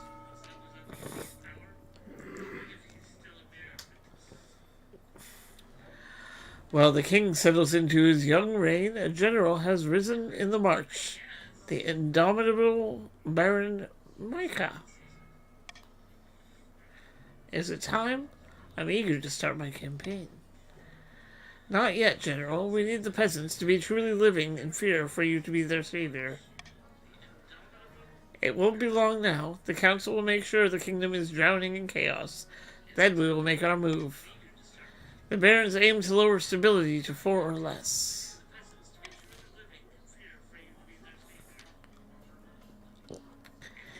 In a dingy seaside tavern, 2 patricians of the coast meet to plot their latest scheme. Good news, my friend. The palace officials have been accepting my bribes. They're becoming more and more open to corruption. What are you getting in return? Oh, not much. A better seat in the council chamber. Access to the king's rooms when he's out. That sort of thing. But the important thing is that the king's staff are getting used to selling their principles to the highest bidder. So what next? Palace staff are one thing, but the true prize would be the loyalty of the chancellor and the rest of the king's inner circle. To do that, we need to demolish their respect for the king.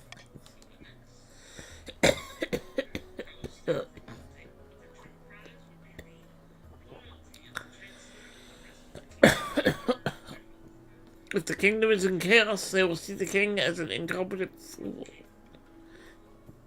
It'd be much more open. Sorry. Open to our bribes.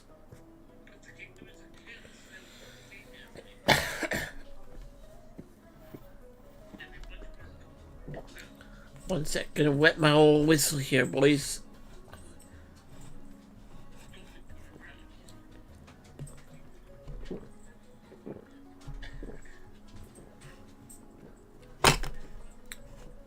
Okay, to advance their scheme, the patricians must lower stability to 4 or less in 3 seasons.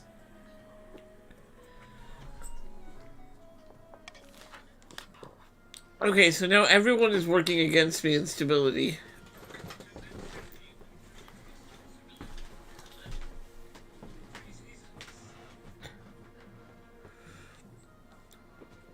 Oh, I definitely want that.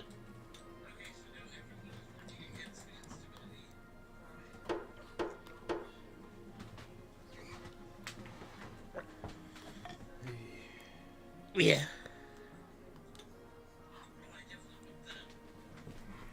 The royal wedding! I love it. Blue Bear is going for that Mortal Kombat game, guys.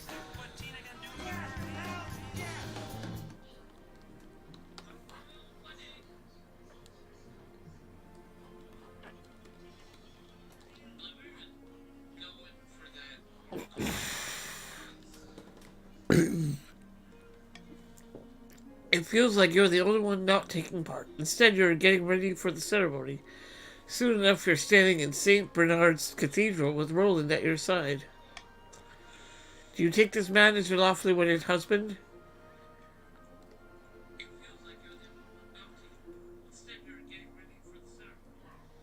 Yes, I do.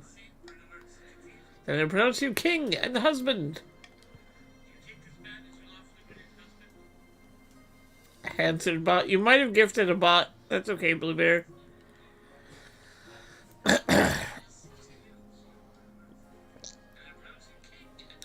Defiance goes down by everybody. Ha ha!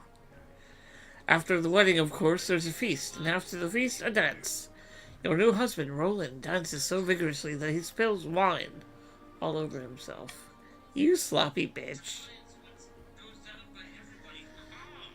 By the time you find yourself alone with Roland, it's past midnight and you've never felt more tired. Good God, I am so drunk, and yet somehow not drunk enough. Time for more wine. Servants, bring us wine. Haha, that's the spirit. So what do you like to do in your spare time? What did you think of the wedding? I think we should be in separate bedchambers. Shall we go to bed together? Haha. Yes, about the wedding. It was damn beautiful from start to finish, wasn't it? I had a whale of a time. So what do you like to do in your spare time? Oh, you know, drinking, gambling, having fun, basically. Okay, we'll go to bed together. No telling the present, eh? He swings back the last dregs of his wine and leads you to the bed. Ho-ho. I didn't realize we were playing Baldur's Gate 3. Just kidding. Jousting fever. I regret to inform you of a jousting-related petition from the March, Your Majesty. Why the regret? It's a splendid idea. Your Majesty, we must initiate jousting as the official justice system of the March. Trial by combat, the way it used to be, before the courts started sticking their noses in.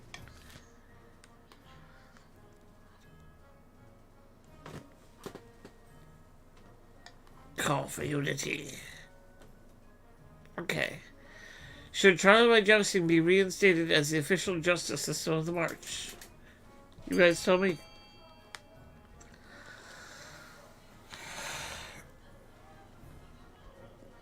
Now remember, it would behoove the patricians and the barons to vote separately in order to reduce stability. So keep that in mind. However, the counts may like it if the vote excuse me, is done in unity.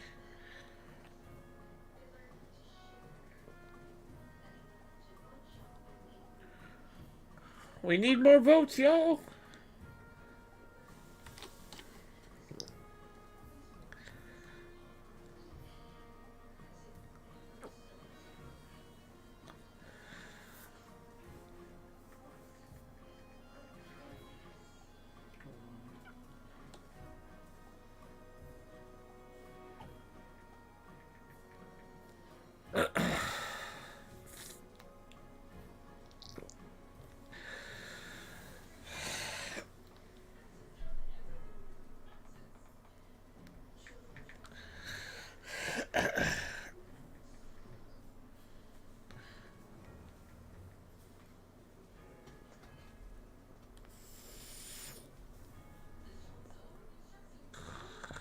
Blueberry, you gonna vote?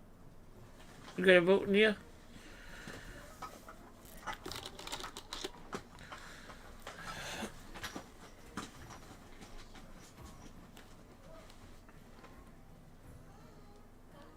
Okay.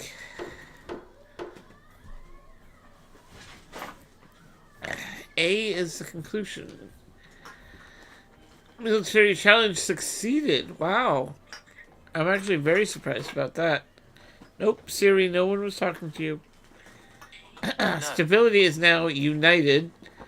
Defiance is now aloof from the march. And trade is now wealthy.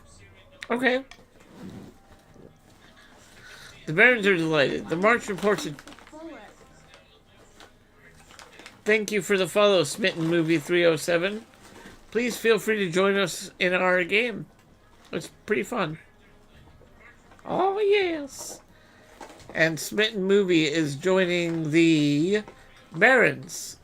How are you doing tonight? We're doing a little giveaway tonight as well. If you're interested, you can subscribe, and you might win a copy of Mortal Kombat 1.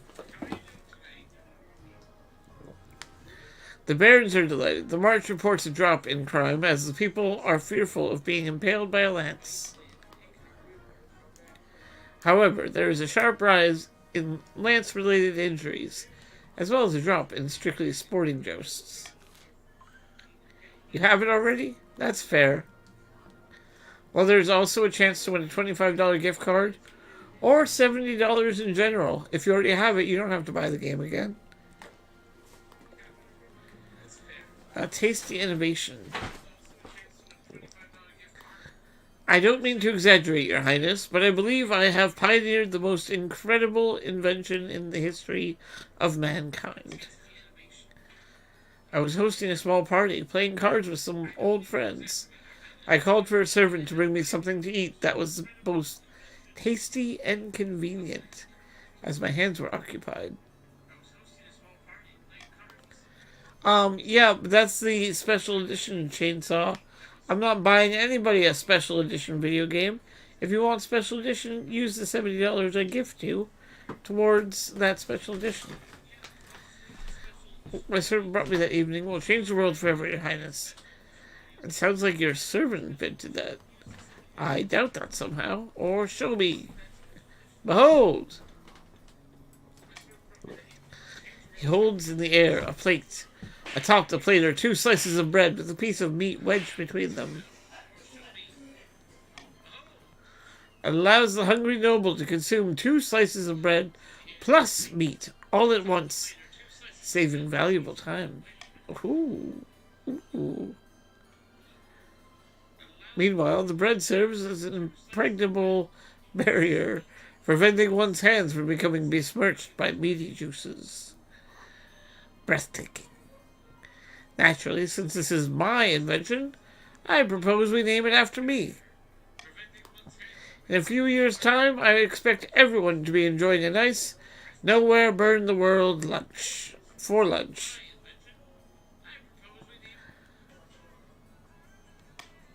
But naturally, this innovation cannot be made available for free. Every time a nowhere burn the world is consumed, I expect a small royalty payment. It's a sandwich. Alright, so, should Nowhere Burn the World receive royalties for the consumption of a Nowhere Burn the World? Yes, give Nowhere Burn the World royalties he deserves. No, Nowhere Burn the World are too delicious to be controlled. Or Nowhere Burn the World shall receive a one-time reward for the treasury instead. Or the servants should be rewarded instead. What was his name again?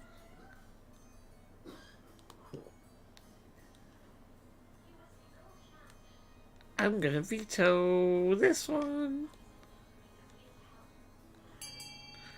Sorry, you can vote now. I didn't start the vote yet. Blue Bear.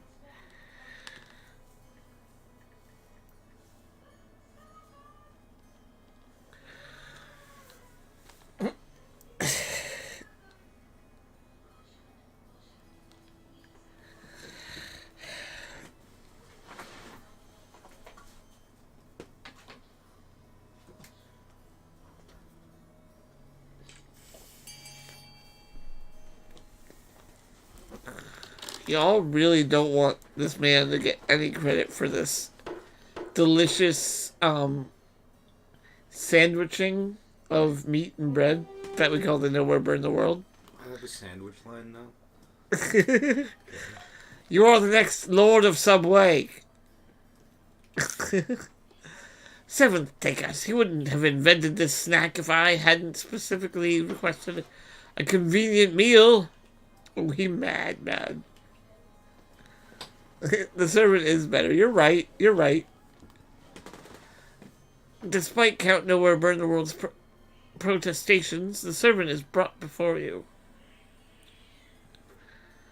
Bob Belcher is a great sandwich maker. I completely agree. Hello, Your Majesty. Most people call me Footlong due to my large feet. What the fuck? Footlong, I like the sound of that. Or I prefer calling it a Nowhere Burn the World. Or we can't call it that. We'll leave it something boring. Do we want to call it a Footlong or do we want to call it Nowhere Burn the World? You guys, I'm going to let you vote. Even though this isn't a voting round. Footlong, the Subway Man. I'd buy that for $5. Footlong. 2 votes for Footlong.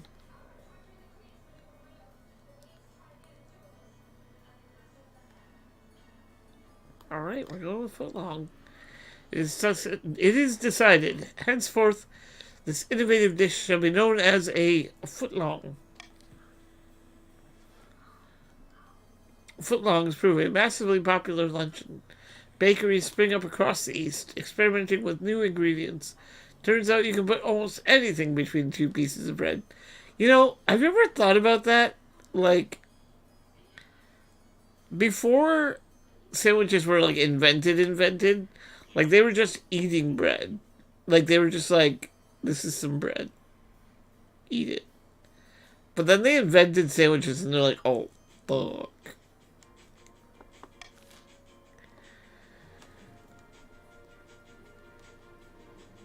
And that brings us to the end of our season.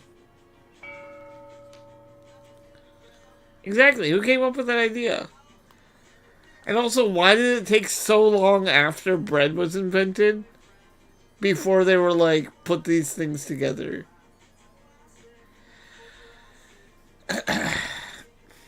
Far in the east, Count Nowhere Burns the World is hosting a dinner party in his castle with a few distinguished guests. Our plans are going better than expected. The Spymaster thinks that all is well in the kingdom. Thanks to her lack of attention, I've made a fortune selling weapons to the Median Empire, even though it's forbidden. Things are proceeding better than I ever imagined. Our next step is to replace the Palace Watch with our own loyal agents. We already control the Honor Guard. If we can buy the loyalty of the Watch, we will have completely control over the... In 1762, John Montagu, the 4th Earl of Sandwich, invented the meal that changed dining forever. As the story goes, he was playing cards and did not want to leave the gaming table to eat. He asked for a serving of roast beef to be placed between 2 slices of bread, so he could eat with his hands. Way to go, John Montague.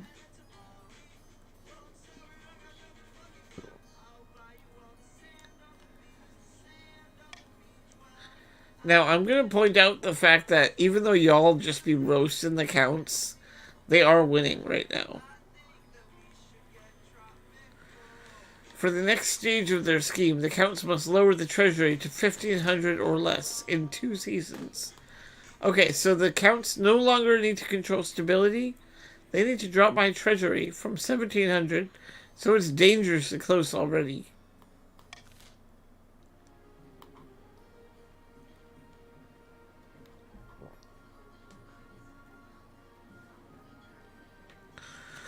And we have no air! Oh no!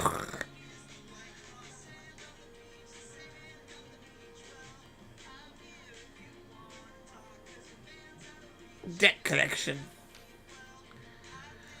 The council session has ended for the day, so you're quite surprised when Baron Smitten Movie 307 corners you in the back passage of your castle just before dusk. Hail, your highness. Apologies for surprising you like this, but I have an urgent matter that I thought you'd want to hear in private before I go to the council. Your husband, the king consort. How can I put this? He owes me a lot of money. Gambling debts mainly. He borrowed quite a lot from me to recover some lost funds. But now it's time to collect, and he's been avoiding me.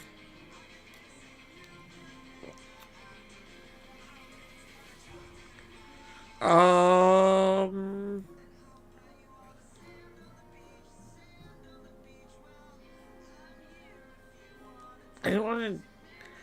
I can't help you with this. That's unfortunate, my liege. Still, I thank you for your time. They're going to kill my husband. He scurries away into the darkness of your corridors.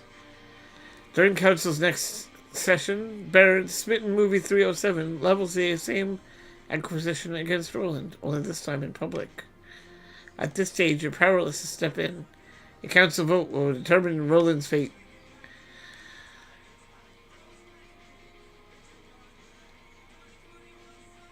Oh no.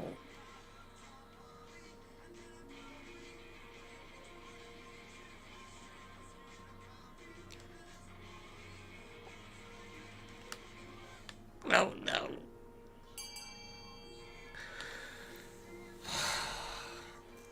Alright, let's go ahead and vote.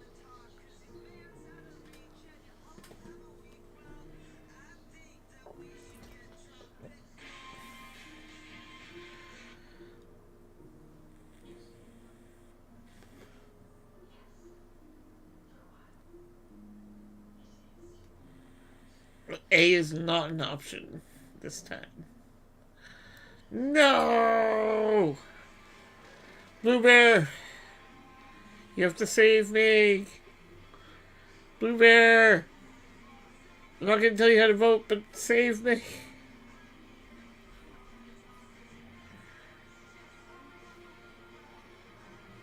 Are you still here, Blue Bear?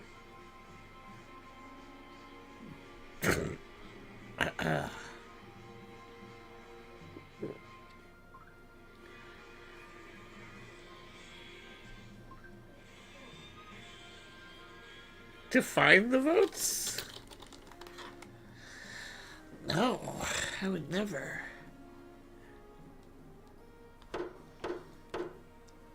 You guys suck. Just kidding. Forgive Roland's debts and force Baron Smitten Movie 307 to absorb the losses.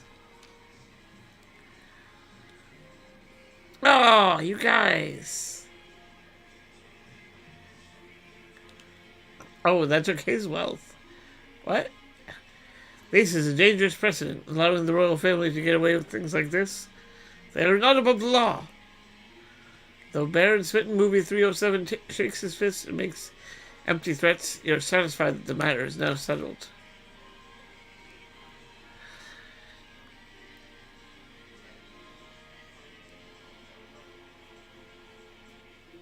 A pillar of the community. Your Majesty, I regret to have to bring this matter to you, but there's no other way. We've been tracking an Eastern criminal who's wanted in conjunction with a number of high-profile incidents back home. We thought she'd slipped the net until recently, when we discovered that she fled into the coast a number of years ago. But the patricians are refusing to let us investigate further. Who is this criminal? We don't know her real name, but the peasants call her One-Eyed Sally. She lied, cheated, and murdered her way across the East. Wait a moment, are you talking about Laughing Sally? She's a pillar of the community back in Mykonos. She arrived a few years ago from the East and used her wealth to invest in local businesses and set up an orphanage. Everyone loves her. Surely you jest. Laughing Sally? This woman is a bloodthirsty criminal and must be punished. What up, Victor Haunts? Thank you for being here. You should join this wonderful little game. And in the meantime, I'm going to add your name to our raffle since you are one of our wonderful, beautiful subscribers. There we go. Send Laughing Sally back to the east. Allow Sally to stay at the coast under the protection of the patricians, or summon her to the capital to answer the king's justice.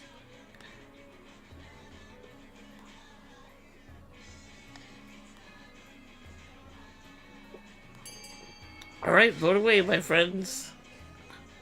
Can I get a beer from me, Dan? If you're cool with taking one of those, Oktoberfest? yeah. Yeah.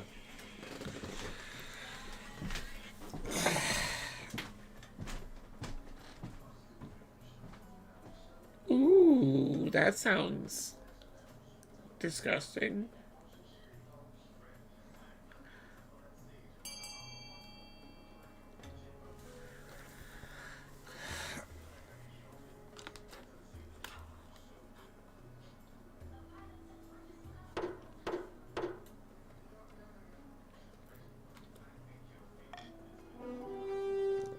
So we're sending Laughing Sally back to the east. Stability raised. Y'all ain't even trying to get rid of that stability. I'm sorry, Lord Patrician, but she needs to face justice. The families of victims deserve that much. The council decisions paint you as a fair and just king, but without Sally's money and influence, several businesses in Mykonos go bust.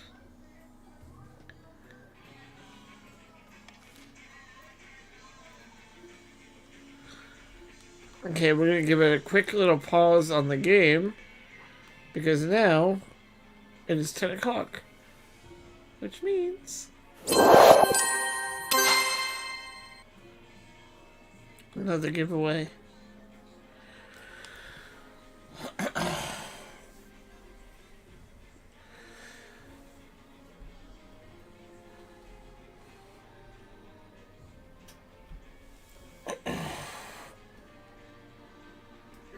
All right.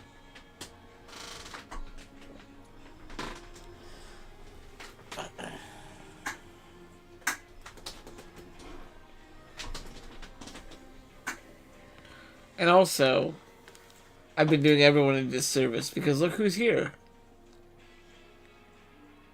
It's the bean.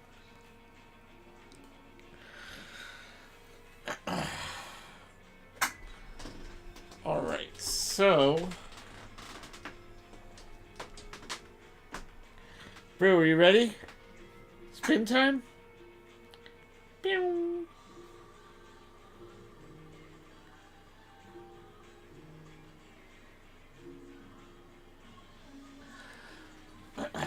Mayo on your face with the $25 gift card. Oh yeah, I am wearing the patch shirt. You were correct.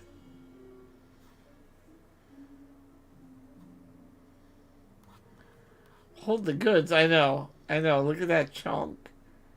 She's a sweet little baby bean.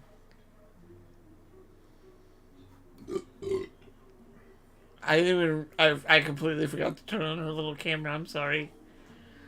But congratulations to Mayo on your face. You won $25. You be sure to let me know what you would like that for. And now things get serious, fam. So start gifting some subs, because the next prize is going to be that gift card, or the $70 towards Mortal Kombat, or whatever you want to buy. I'm not here to tell you how to spend your money. You're here to tell me how to spend mine.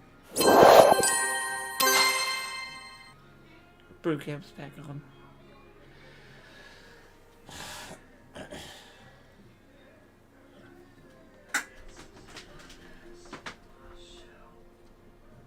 Also, Blueberry, you need to let Tiki know that he won, because apparently he's not paying attention to the stream.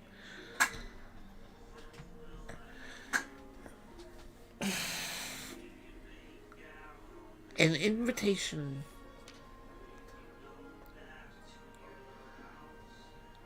Ah, Plum Bob, my heart. I have a proposition for you. I'm heading to a split tournament in a few months. It's one of the foremost in all the kingdom. Want to join me? Doesn't the church frown on gambling? I love it.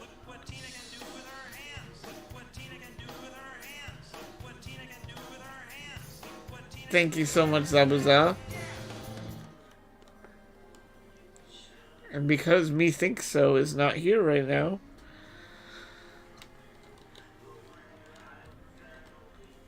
the only additional name that gets added is yours.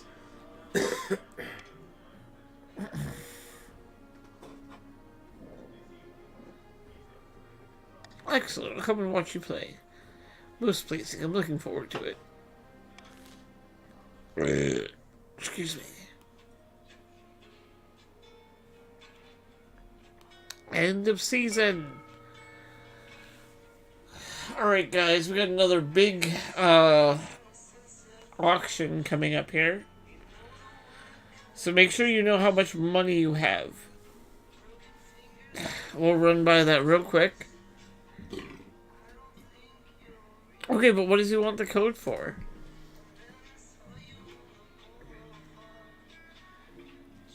Does he want it for a PlayStation, Switch, or Xbox, or Steam? PS5? Okay.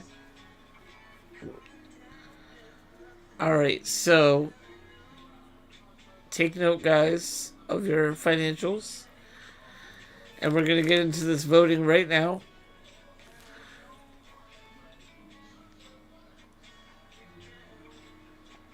I'm just saying, it would behoove some of you to vote for the prison. Because Twitch told you to do that? Understandable.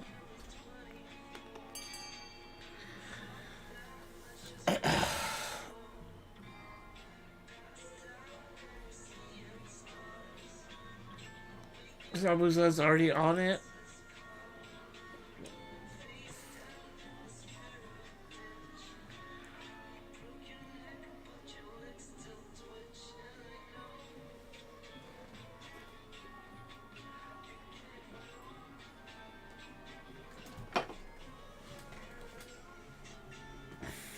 D.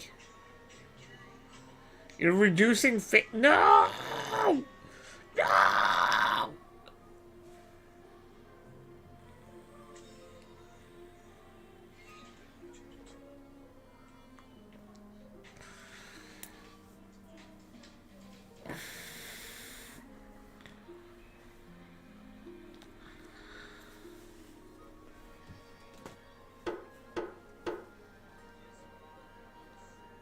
And there we have it.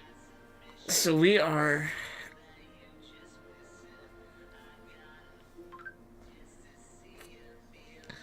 funding the prison and the observatory, which is reducing faith, which is hilarious. The observatory reduces faith. I love this game.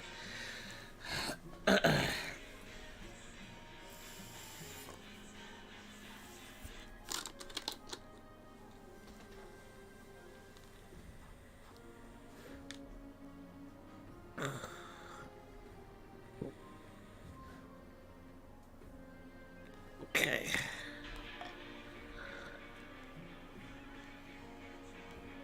About your heir. Your marriage to Roland has grown strong and steady, like an old castle wall. Though it began as a political arrangement, it blossomed into something like love. It's time you two thought about an heir. Congratulations are in order. The royal wedding was a magnificent affair.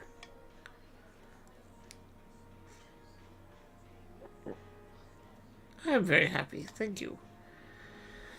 Your happiness isn't as important as fulfilling your duty to the kingdom, but I'm glad you found a way to have both.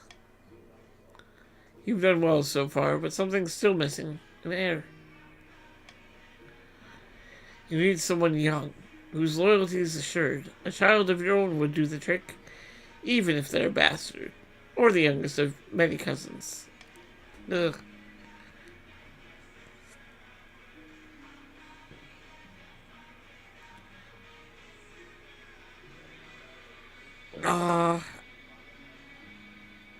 Let's adopt a lowborn. The nobles won't be too happy with a lowborn child being elevated to the status of a royal. I urge you to reconsider. My mind is made up.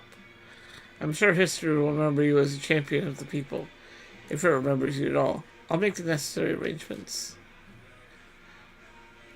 A new wizard.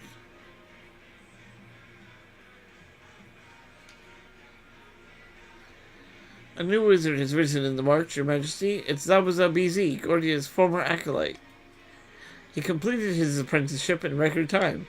Usually it takes years to master magic, if the apprentice survives, that is. He's devoted himself to mastering turnip magic, and has taken off to Valamir in search of new treasures and secrets. Hey, look at you. Farming is now abundant. Though not before using his powers to mass germinate a whole valley of new crops. Well, turnips.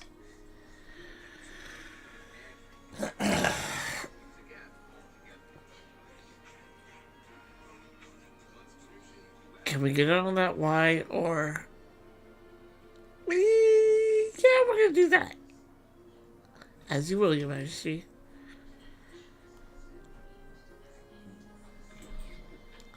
The patricians are not pleased that the treasury has already sunk their claws into the magical bounty. It's not just the money, but the audacity. Some coastal farmers burn their new turnips in protest.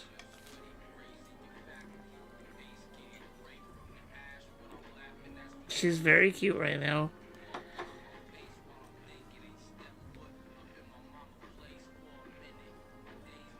The split tournament. Roland leads you inside. Nowhere burns the world's castle. Up a winding staircase. Into a stately gaming room filled with card tables. A goblet of wine is swiftly passed to you as someone takes your coat. So good to see you, Your Majesty. When Roland told me you were coming, I almost didn't believe him. Roland's first opponent will be the Baroness Mayo on your face, by the way.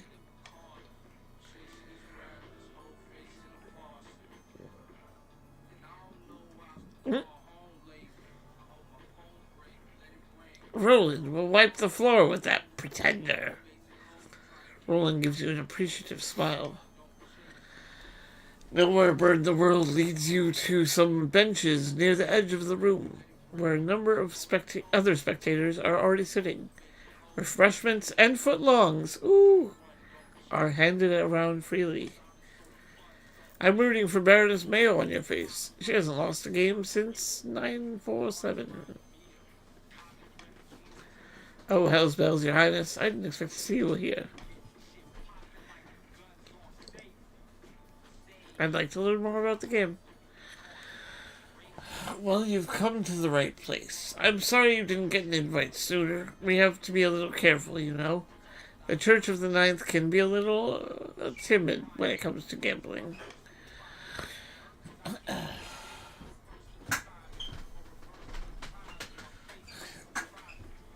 Smitten Movie 307 spends the next few minutes explaining the basics of competitive split to you.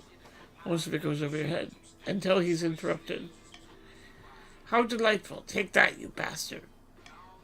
No, great God, what's wrong with these damn cards? Wow, rolling one?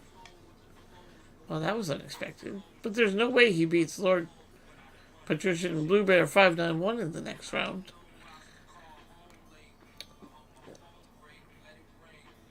Why not? Blue Bear 591 is a true veteran. He's only been beaten once in the last circuit, by none other than Baron 8-Bit Chainsaw II. 8-Bit Chainsaw II is a bit washed up nowadays. Barely ever plays and just drinks a lot. But he still comes to all the tournaments. No one knows why. Well, if you'll excuse me, Your Majesty, I need to refill my drink. Right, Daryl. Good night, Daddy. I seek out Baron 8-Bit Chainsaw II. What do you want with me? I don't do lessons. Oh, my liege, what are you doing here? How did you beat Lord Patrician Blue Bear 591? Let me guess, you want to take him down a peg. I can help you get back at the bastard, if that's what you want. And since you're on good terms with the March, I'll do it for free. Teach the smug Lord Patrician a lesson. Thing is, everyone knows that Blue Bear plays aggressively.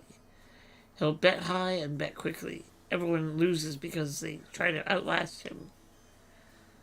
The only way to win is to beat him at his own game, play even more aggressively. Obviously, you still need to be a good player to do that. Don't think it will be easy. Go find the husband and pass on the advice. You did what? Ha! That's brilliant.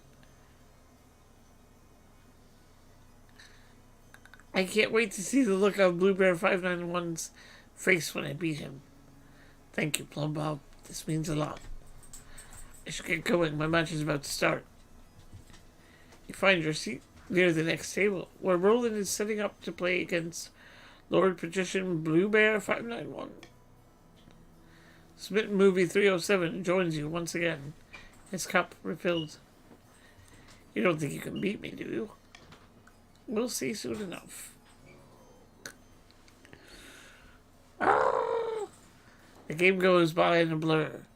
Lord Patrician Blue Bear 591 is aggressive indeed, but Roland is ready for it. It's a matter of minutes before Blue Bear 591 has conceded defeat. Oh, Blue Bear. Brew left. Bye, Brew. How exquisite. Bloody hell, that's impressive. Now the King Consort will have to defeat Nowhere Burn the World himself. Everyone thinks that he uses his host privilege to cheat, getting his servants to stack the decks or something like that.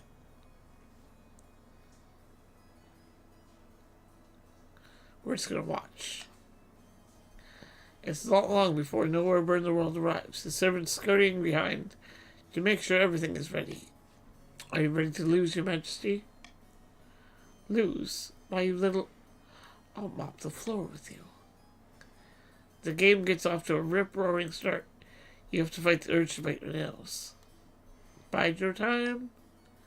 Then all of a sudden it's over, as Nowhere Burn the World calls out a bold bluff on the part of your husband, and is immediately humbled as Roland turns over his cards. You actually had it? But that means no. Against all odds, your husband is victorious. Cheers and gasps reverberate in equal measures. After a while, Roland is able to disentangle himself to come see you. Ha! Did you see the way I triple bluffed that sod? He never stood a chance. You played wonderfully, my love. Thank you, Plum Bob. Shall we head back? Oh, we got a nice boost to the treasury. Once you're back home, your husband shares some of the prize money with you. All in all, a successful outing.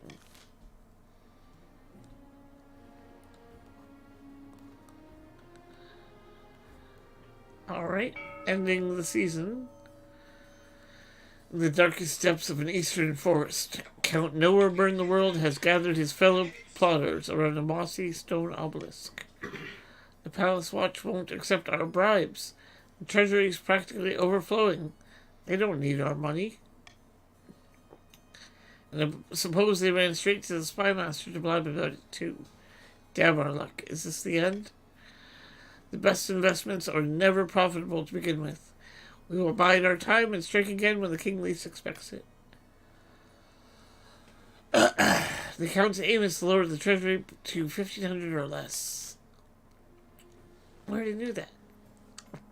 Sitting on a bench outside a sun-bleached villa, two patricians of the coast meet to plot their latest scheme. It's a beautiful day, isn't it? Birds are singing. The market is in full swing. Do you hear that on the wind? You can make out the laughter of children playing a game. Ah, yes. Delightful. Wrong. It's horrible. The kingdom is totally serene, and our plans are in ruins. The king's advisors are happy with his rule. We can't buy their loyalty yet. Believe me, I've tried. The patrician's aim is to lower stability to 4% or less.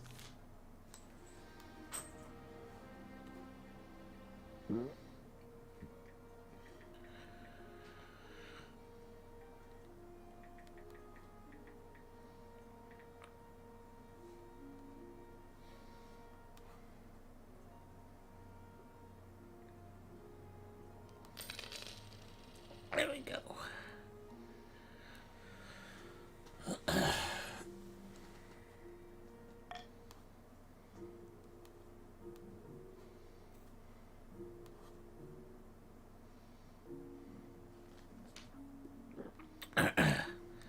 Chief Architect bustles into your office, carrying an armful of parchment. Statues can be torn down, paintings can be burned. Don't you think it's time you left a lasting mark on the kingdom? I propose we carve Your Majesty's visage into the side of a mountain. It will take dozens of artisans, thousands of hours, but will ensure you're always remembered.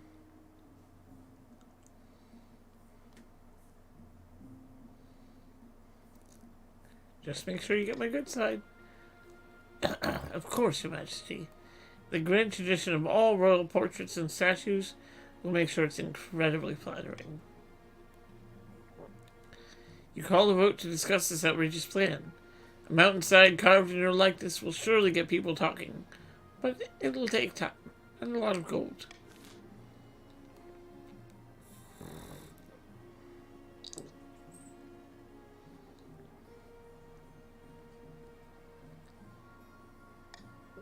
Okay, guys, I've got another vote coming up. Should the chief architect carve the king's likeness into a mountain? And go ahead with the project. It will be a wonder of the world. Yes, and the nobles will fund it, or this is an idea best left forgotten.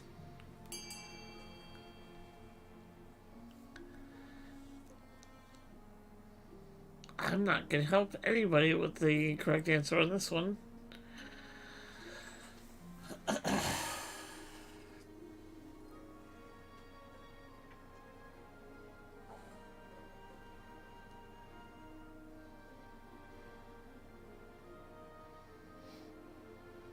No.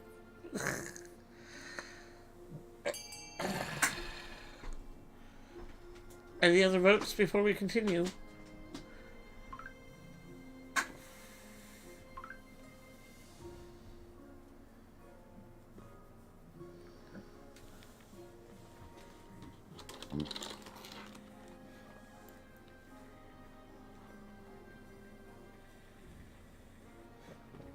Going once, going twice.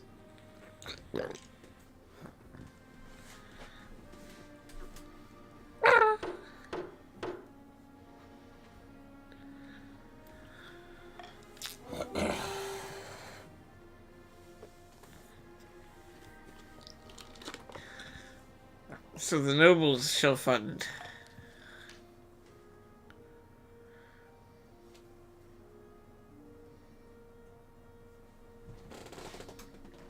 Y'all just did that to yourselves.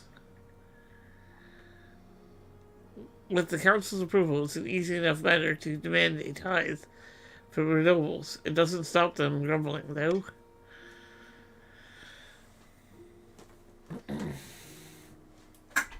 Planning starts in earnest. A mountainside is covered in scaffolding. You wait eagerly for news of the project's completion.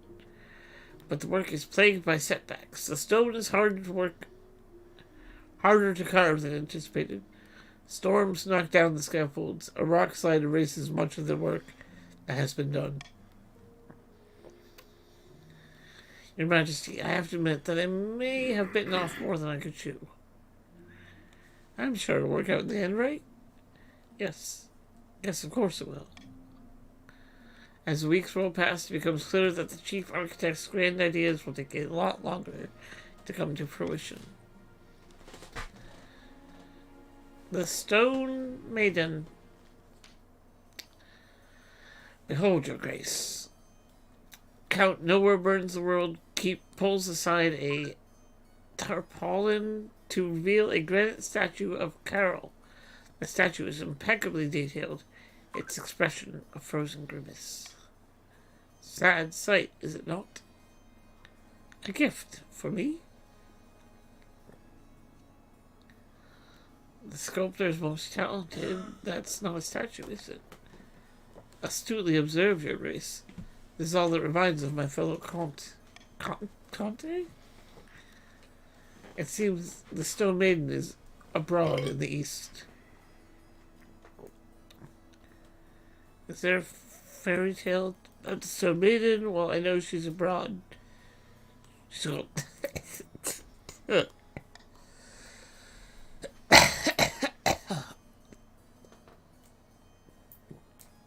Old women scare their children with tales of her, yes.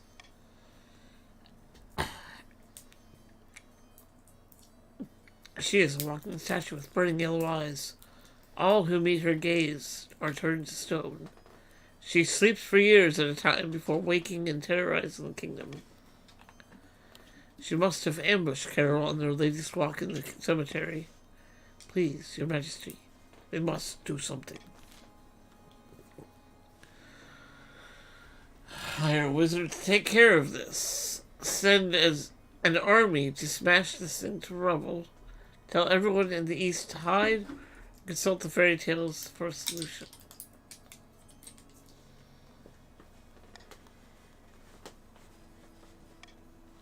That's my vote.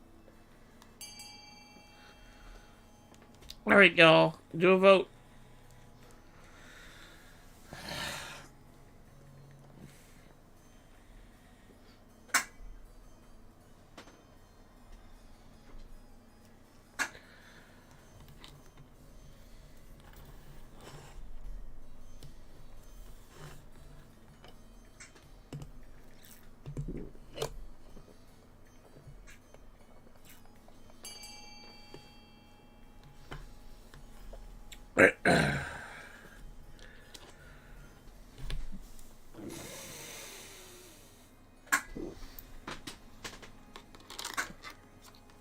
So we go with violence. Everyone chose violence except for Chainsaw.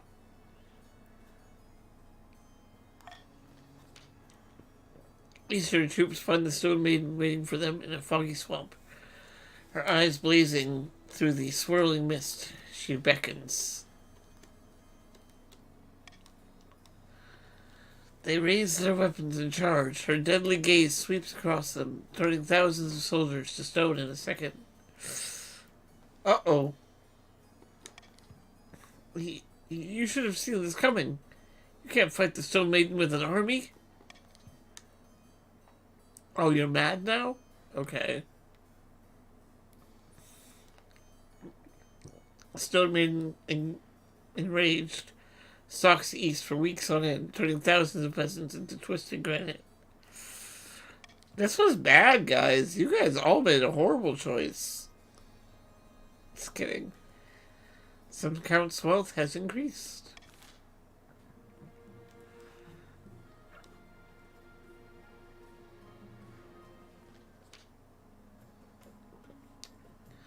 The Royal Navy has stopped a ship in the harbor at Thalassus, Your Majesty. It's a merchant vessel from Danae. Dania? I don't know. And the crew has come down with some kind of plague. The captain refuses to go home, saying his crew need food and medical attention before offloading any cargo. That ship is carrying fine silks and rare dyes, worth thousands. I don't care what happens to the crew. We need to secure those goods. Tell me more about this plague. Let's call a vote. Okay, so what should be done with the plague ship? We're just off the coast. It's full of valuable goods. What are we doing with this boat? What are we doing, y'all?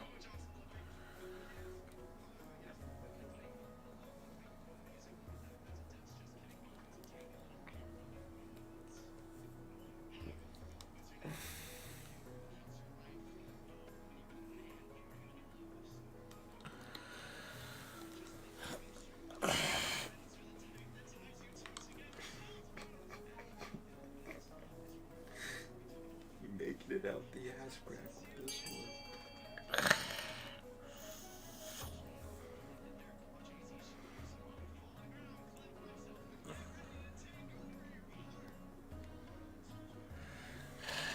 Who else is voting? We need more votes!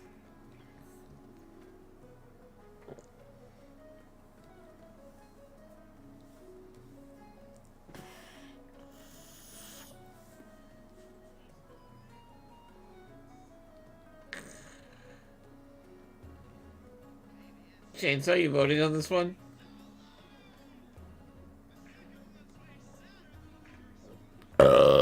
Excuse me.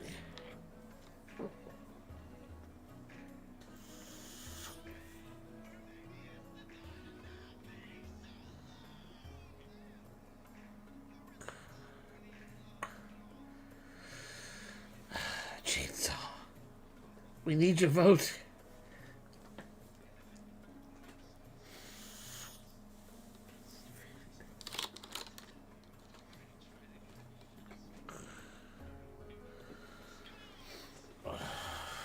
Alright. There we go. We're docking. Everyone loves docking.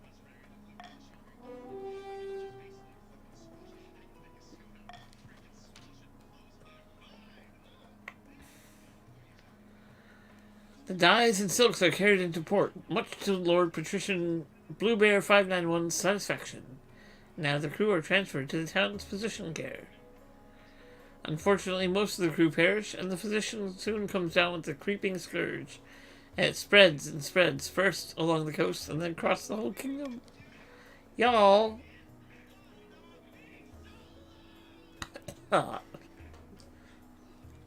Your Majesty, the kingdom is in the grip of a full-blown plague. You must shut down the roads and quarantine the worst affected areas. Thousands die, soldiers die, leaving the armies undermanned. Farmers die, leaving the crops to rot in the fields.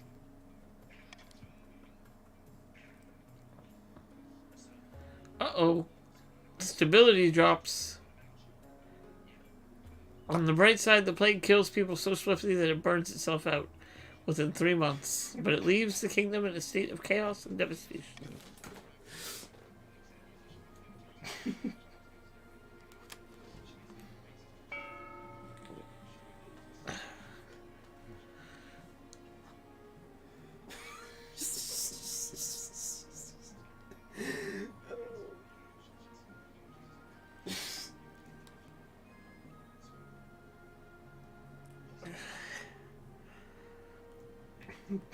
I'm gonna stick with what we got. Rebellion. One or more regions are able to rebel. As their defiance stat is higher than both authority and stability. If the rebels get more victory points than the loyalists, they'll win the game.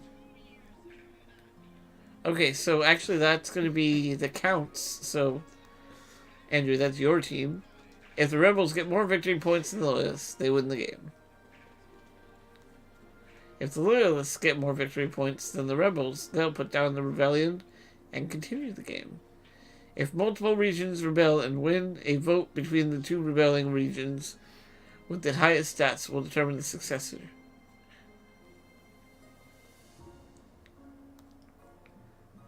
Schemes paused. Important. Rebelling regions have their schemes paused. Regions with a high military stat are more likely to overthrow the monarch with a rebellion. If stability, authority, or treachery hit 0, the rebels win the civil war. Okay, so you can't rebel yet, but you're close to. I guess.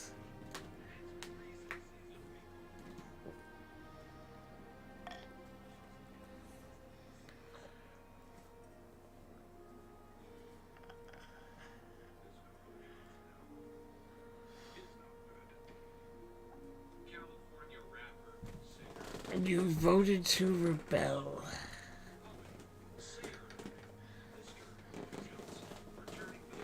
Okay, so...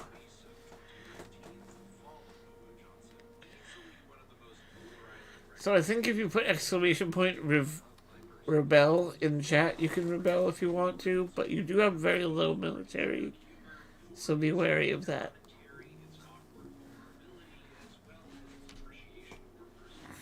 One evening at dinner, the king consort Roland, the spy master, at dinner with the king consort Roland, the spy master strolls into the room. She gently places a sheaf of papers at your elbow. What's this? A new satirical poet's surfaced. Your Majesty. They call themselves Sapphire. It could even be a group. My agents haven't unearthed much more than that. Roland leafs through the papers. They're pretty funny, whoever they are. The Sapphire must turn their ire towards the barons of the March. The barons are barren of restraint and sense. Like thickets, they're both prickly and dense. That's terrible. You may think so, but the poems are becoming hugely popular. The Sapphire holds the barons responsible for poor state of farms in the area. They do have a point.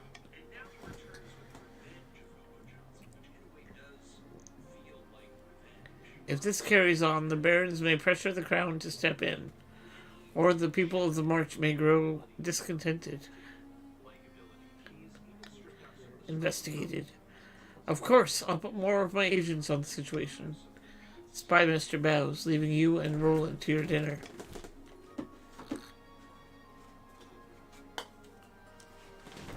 We need your giant body to make the audience look fuller. What's up, Ion Hearted? Thanks for being here. Your Majesty, a traveling bard. She says she has come to compose a song for you. Not just any bard, Your Highness. The best in all the land. Sally Six Fingers, they call me. A song, you say? About me? Why, of course. In fact, I have the tune and verse all but ready. I have saved my best work for you, my king. All I require is a subject. What should I tell the masses of you? What would you like to inspire? Teach them to love me. I will do so, Your Highness. Absolutely. Give me but a week, and everyone within the Crownlands will know of your benevolence. Pray, I need but only a small payment of 500 gold for the time. A discounted rate for one esteemed as yourself.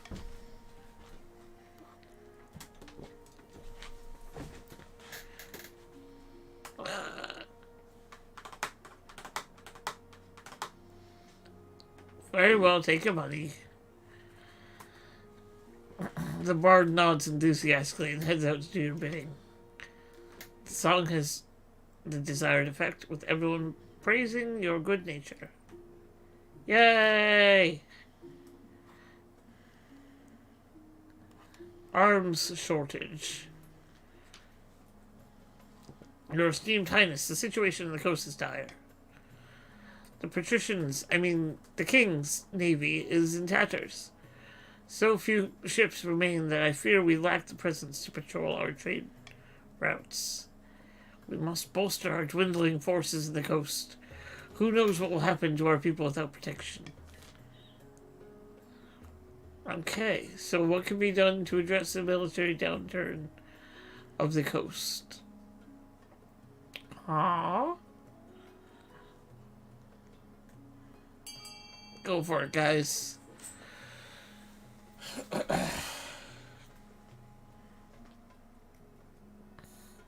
How sway thy votes?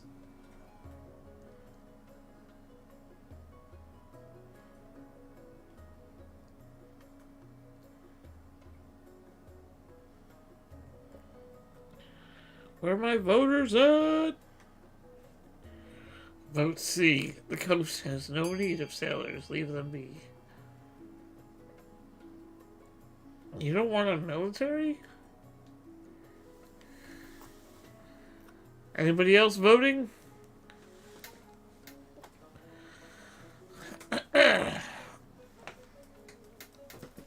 Chainsaw. Hire a mercenary company to help protect the coast. That's a huge hit to my treasury, so I wouldn't be picking that one if that's the one that wins.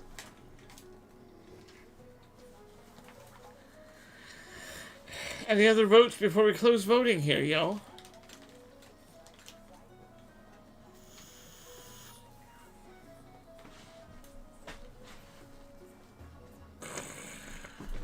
You know what, Blue Bear?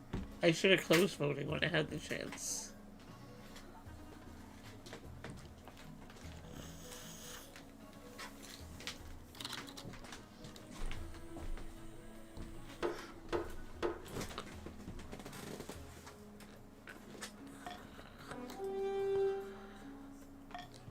$650 in my treasury now. $650.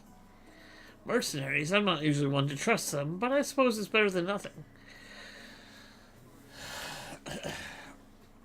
On your marshal's advice, the treasury contributes a large sum to the hiring of a cadre of Salsh freebooters to protect the coast. The Salish are uncouth, foolhardy, and unaccustomed to rubbing shoulders with nobility. Many patricians complain about their lack of discipline, but at least the shipping routes are safe. Don't love that for me, but let's keep going. Luck is with us, my friend. The palace watch are in our pocket. They took our money gladly. The kingdom can barely afford to pay them a living wage. Music to my ears. Soon the throne will be ours. Indeed it will, but now we must plan our next steps. Alright, so if you would like to vote on this one, Mr. Andrew, you can. This is strictly your vote. Aaron Valenti grew up in Fairpoint, New York, and was described as being smart, energetic, and full of crazy ideas. She was a graduate in business administration from Lower authority. Okay. classes in Chinese language, literature, and business practices. Aaron was also an advocate against human trafficking and a volunteer for Not for Sale, a non-profit organization that fights against human trafficking and modern-day slavery. Over the next few months, we'll have our troops infiltrate the capital disguised as beggars. At my signal, they'll gather and storm the palace in the dead of night. Hospitalization, substance abuse, The bribed watch will open the gates. Our soldiers will murder the king in his bed and have you on the throne before sunrise. Ruthless. I like it. But what about the patricians and barons? They'll call us usurpers and rise up in revolt. Not necessarily, my friend. If King Plumbob's rule is weak enough, we can persuade them to accept anything. For the final stage of the Count's scheme, they must lower the king's authority to 4 or less. Alright, guys, so the Counts are on their final step. So they could overthrow very easily. The barons are still on their first. And then the patricians are on their second. So patricians, you gotta try and lower that stability. Same with the barons.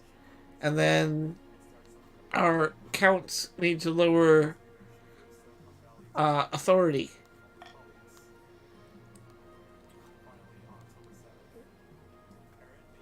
Your heir.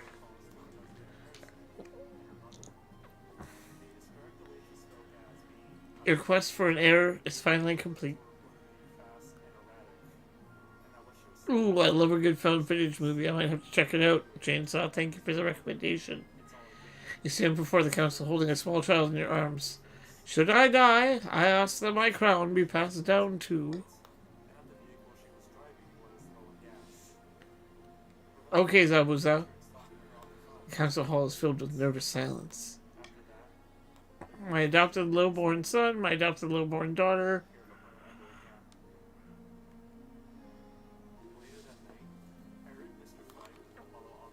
Son.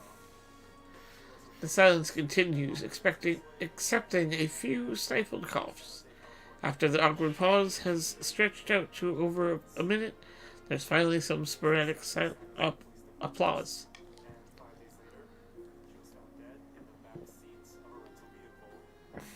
Okay. Everyone's getting a little angry about that. The nobles don't appreciate your inducting a lowborn child into the royal family, but whether they like it or not, by designating an heir, you've cemented the ability of the kingdom. Loop hero? I haven't, but it sounds super familiar. My liege, may I be the first to congratulate you on adopting an heir. What is his name? Plumbob II. Huzzah, your majesty. I'm sure little Plumbob II will grow up to be a chip off the old block. Congratulations on finding an heir. Now you just need to fulfill your ambition to win the game. Accept a visit from the spy master soon. Expect, I should say.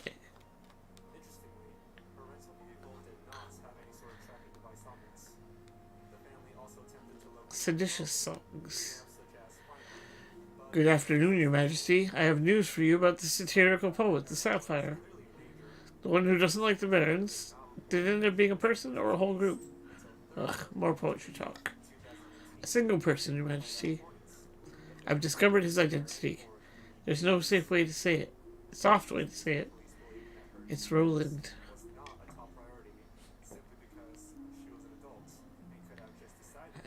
Why would he do that?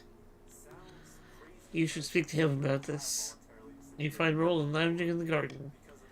So I lost a couple of games, but then I turned it around and won 3 in a row. Something the matter? Ask about the poems? His eyes widen. Oh yes, I do enjoy a bit of writing in my spare time. I know you're the Sapphire. Oh, by the blood of the dead. Well, the cat's out of the bag. Why do you dislike the barons so much? What do you think you're doing? The poems are pretty good.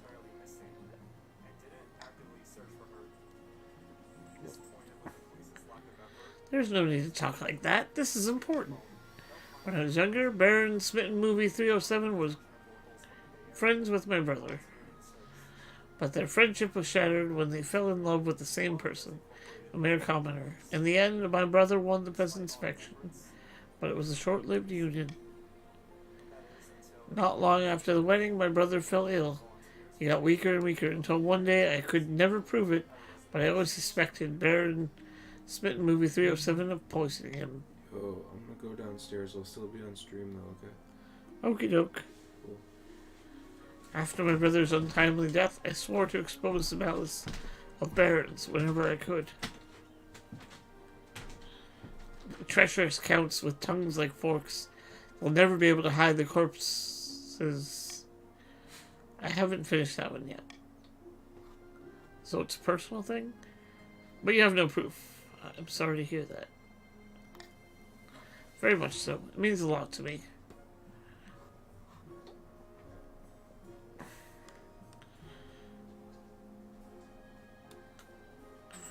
So what now? I'm just getting started. I can carry on writing my poems, yes?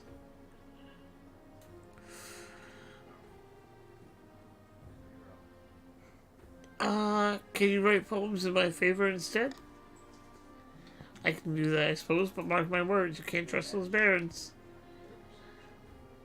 The Sapphire turns their attention to praising the crown. The theme is less popular, and their works fade as the next big thing arises.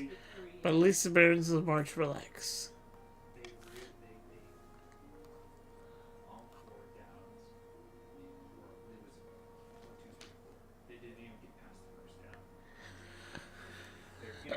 The treasury is almost empty, Your Highness. Where the hell did it go? What do you suggest we do? Apart from raising taxes, we have precious few options. You could get a bank loan, or sell off the crown jewels, or perhaps crack open some of your... What's up, dog? I have a camera.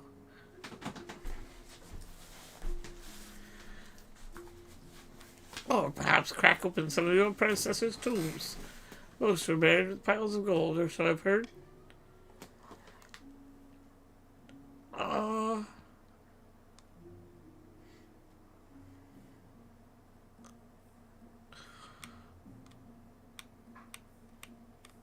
I don't want to make more coins. That seems like a bad idea.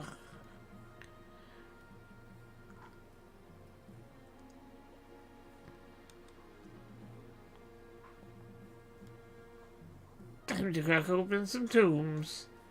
Yep. Cracking some tombs. That buried gold isn't doing anyone any good, is it? Time to desecrate some graves. You order the royal mausoleums dug into and looted. The result is quite a bounty.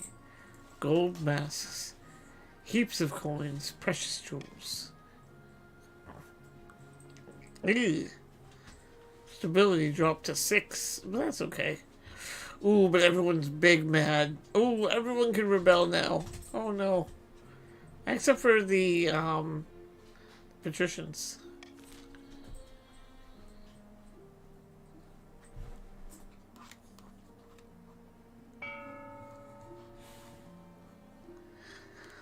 Alright guys, we got an auction coming back up here. So, prepare to vote with your wallets.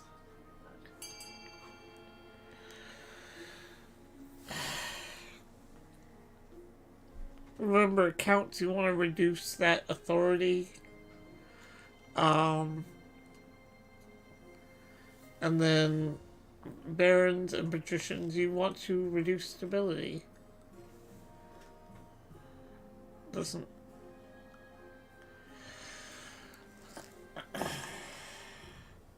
Now, you are a patrician, so you want to reduce stability if you can.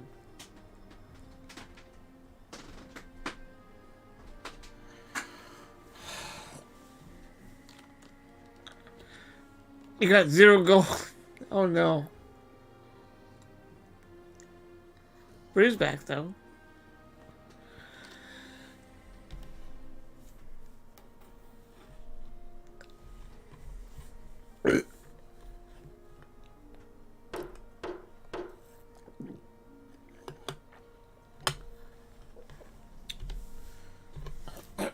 You do need that money for MK, you're right. Feels bad.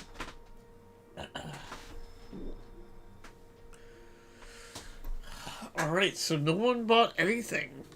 Y'all just let that auction go by the wayside.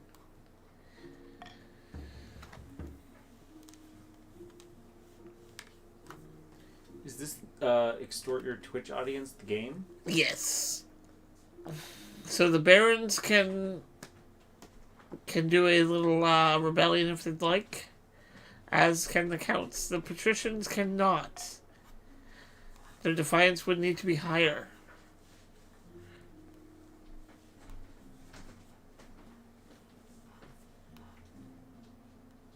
Your ambition. At the start of your reign, you said you wanted to be a saint.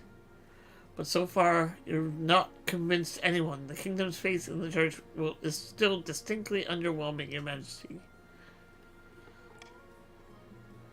Your current ambition isn't working out for you. If you want to stop the nobles from overthrowing you, you will need to pivot, change your image. My advice would be to infiltrate each region with loyal spies, defeat their schemes with schemes of your own. But your other advisors have other ideas. We should crush these disloyal nobles, smash their armies, and force them to submit.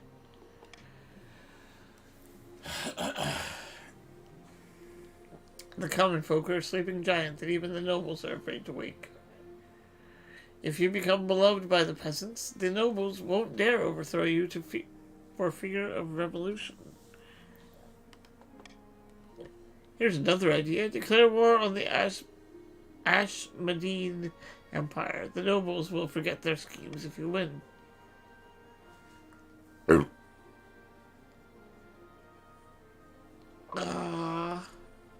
See, nothing is raising faith. This is so hard.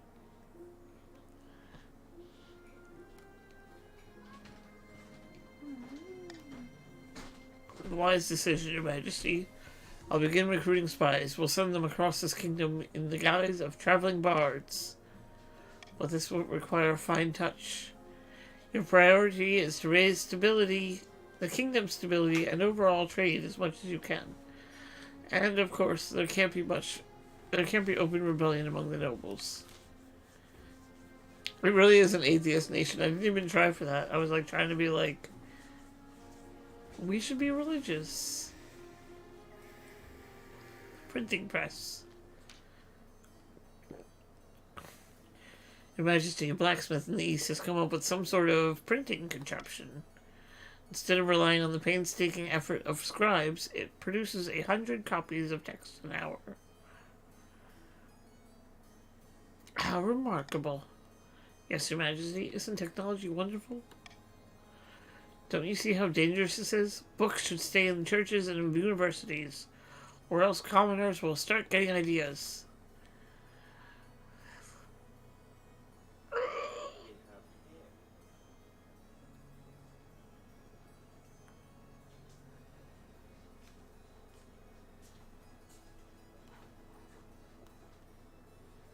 I'm putting down a vote on this one.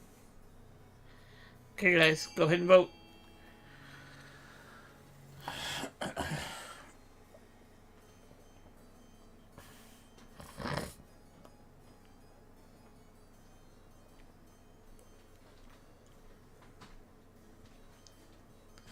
D.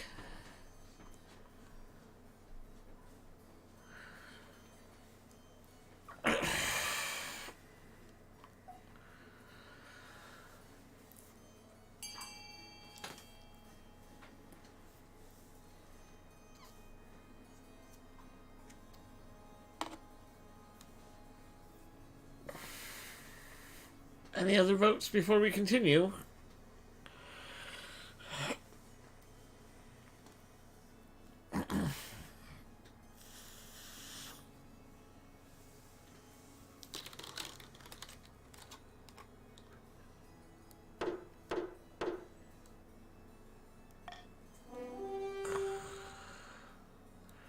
Yay!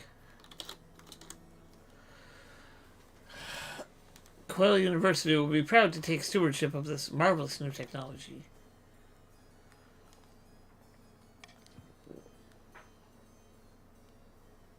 Yay, trade!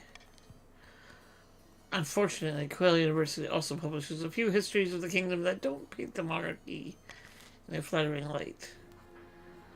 I might have actually just gotten myself killed.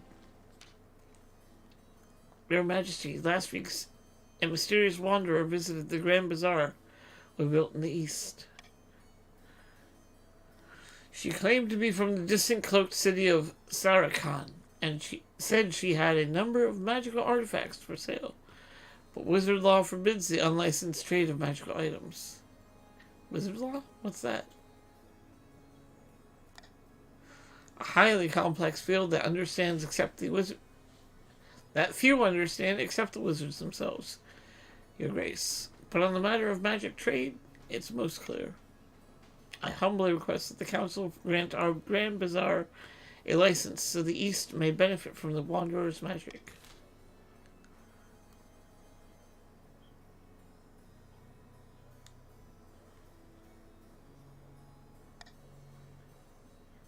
Alright guys, go ahead and vote.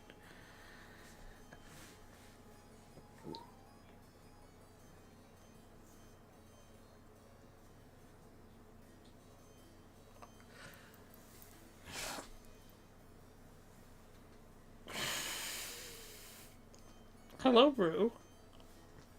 Everyone can see you on the cam. Brew's a cam girl.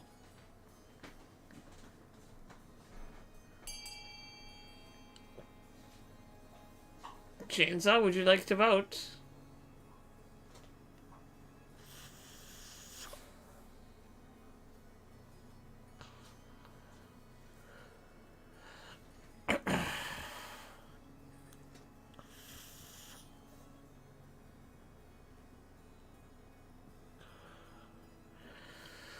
Oh, man.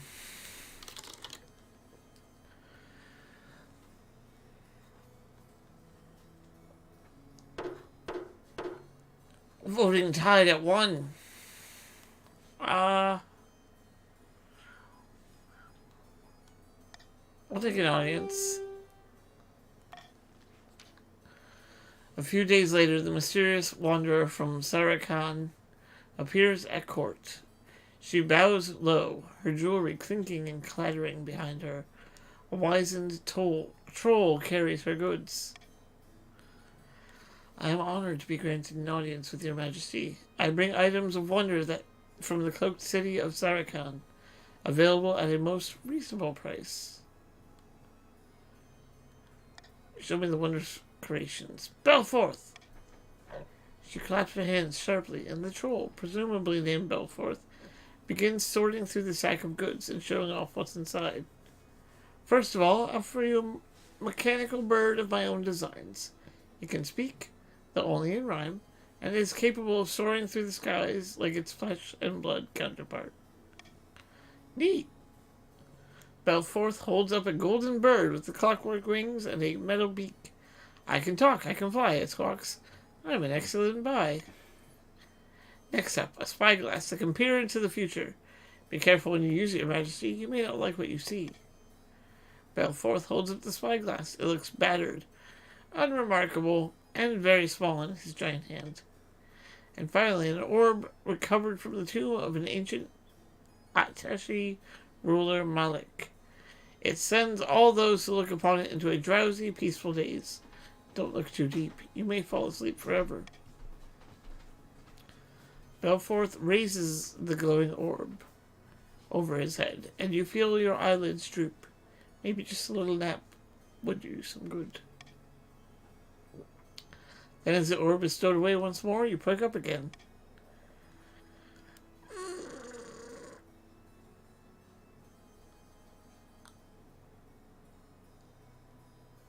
Okay, well, we need to...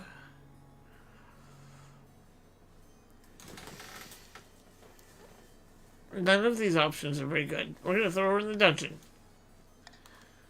You dare steal from a wizard of Samarkand? Pathetic creature, I'll show you the meaning of despair. Not so fast, wizard. Your Grace, get behind us. We'll protect you. But the mysterious wanderer makes a sharp gesture and mutters a few words in a guttural tongue, and you don't understand. And your honor guards vanish. In their place stand a troop of very confused-looking pigs. And now for you, little king. Do something? The wizard stares at you for a long moment, then tosses back her head and laughs. She turns and leaves your palace without a second glance, her troll shambling behind her. It's only later that evening, examining yourself in the mirror, that you notice the giant rat's tail curling out from under your robes. It seems to be a permanent fixture.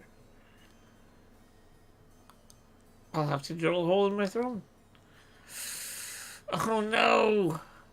The long tail makes you a laughingstock among nobles and commoners alike, who take to calling you the rat when they think you're out of earshot.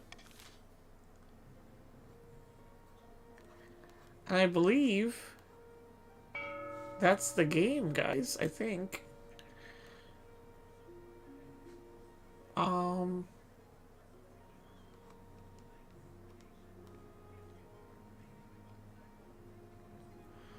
Because I think you're all about to just kill me.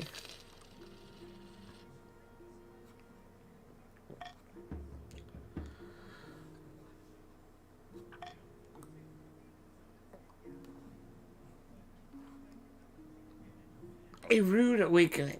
This is the end. At first, it's a night like any other. After a pleasant evening by the fire with your husband, you retreat to your bed. Your sleep is dreamless, a sweet oblivion. Plum Bob, wake up, I hear something.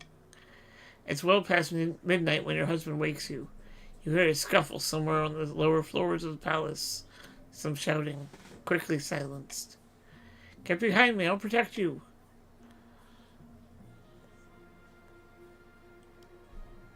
Quick, we need to hide. As you push your complaining husband into the wardrobe, an eastern night knock kicks open the door. There's a sword in his hand and a nasty smile on his face. A figure you recognize follows the knights into the room. It's Count Nowhere to Burn the World. Get out from there, you sniveling coward, and face your death like a king.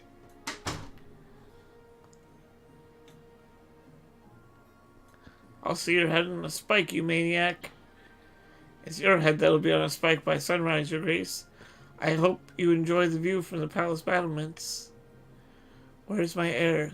The people of the kingdom will spit on your name. The nobles will never stand for this. A loose end, don't worry, he'll be taken care of. I'm sorry, Plumbob, I had no idea he was planning this. Be gone, Roland, there's a... Haha! Let me add your name. Zabuza.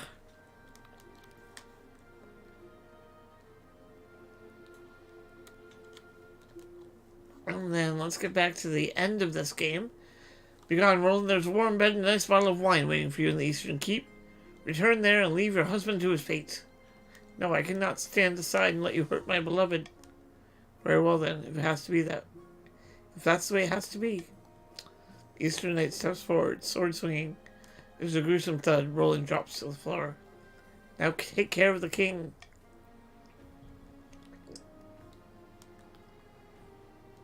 Grab for the dagger and you keep under your pillow. You scramble for the dagger hilt, but the knight grabs you and hauls you away with impossibly strong arms. The sword swings. Blood splatters the ceiling. With that, your reign finally comes to an end. Hey! So, we're gonna go through this story real quick, and then we're gonna have the final drawing. The counts hacked off King Plumbob's head and placed it on a spike above the palace gates. The peasants appreciated this. Always nice to see the old traditions upheld. The barons withdrew support, and the wave of popular momentum behind General Micah petered out. They are soon just another bitter old soldier, ranting that they could have been the monarch. The patricians succeeded in turning the palace into a hotbed of bribery and corruption. But what's new about that? They failed to gain the throne and lost money in the process, a bad investment. After killing the king, the counts also made sure to butcher all his supporters. Weeks into King Vladim's reign, servants were still trying to get the stains out of the palace carpets. The common folk whispered that a reign born in blood would also end in it.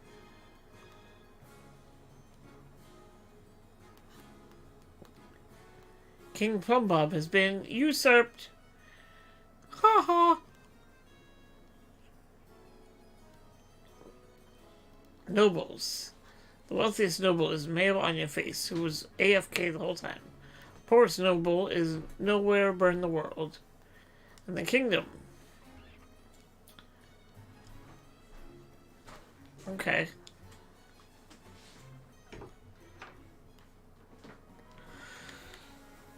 Wow. Well, there we have it, guys. Technically speaking, Nowhere Burned the World won that round. So I hope you guys enjoyed that. I thought that was really fun. But all that aside, the moment I'm certain you all have been waiting for all night. The wheel!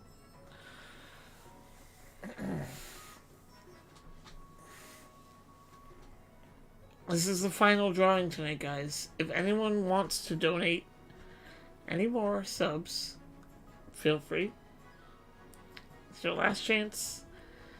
Potentially, you could win a copy of Mortal Kombat 1, which is going to be amazing. Zabuza wants it. And Zabuza might win it. MK11! No, MK1.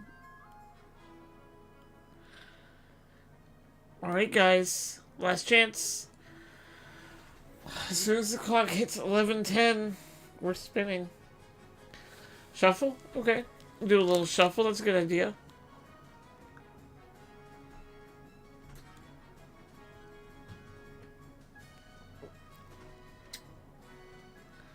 Last chance, go.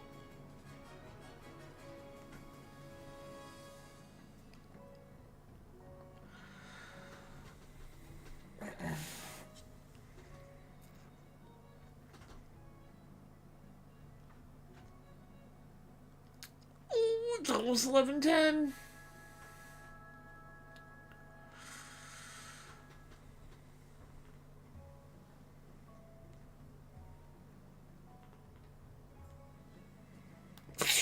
Alright, there we go. I'm spinning it.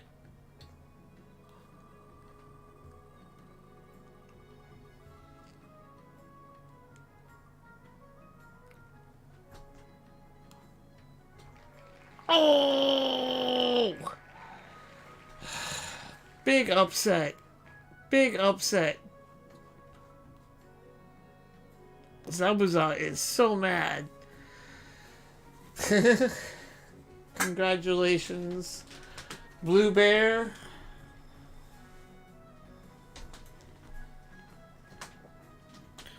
So, Blue Bear, you just let me know what you would like that $70 gift card for.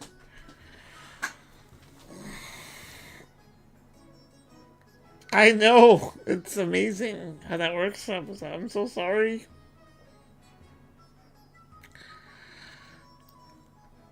Although, didn't you win the last one?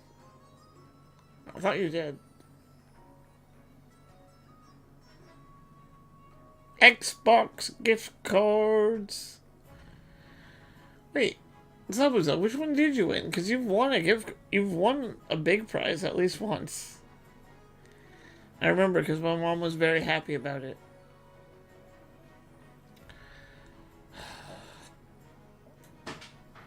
Oh, the D4 one, right. Well, Blue Bear, I got you on the Xbox gift card. Oh, that's right, you got the $25 also. You did. Oh, well. There will always be another giveaway. Because I'm going to keep doing them. Because you guys have fun with it. I enjoy it. What did you guys think of this game tonight? King of the Castle, did we enjoy that? Or was it just kind of whatever?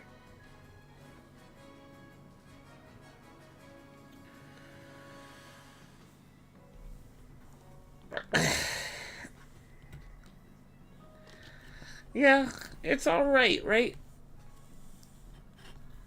Oh, right. Yeah, no, we drew your name 5 times for the $10 prize after. I remember.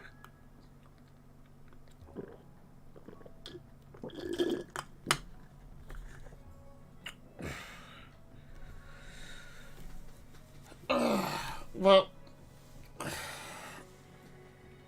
I appreciate you guys being here tonight. Again, congratulations, Blue Bear. Vampire Survivors? Okay. Okay, good to know.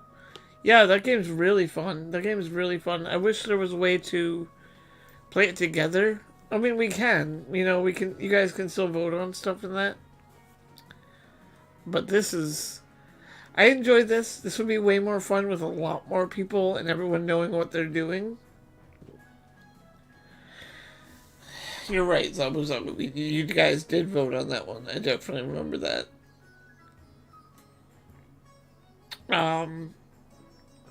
But yeah.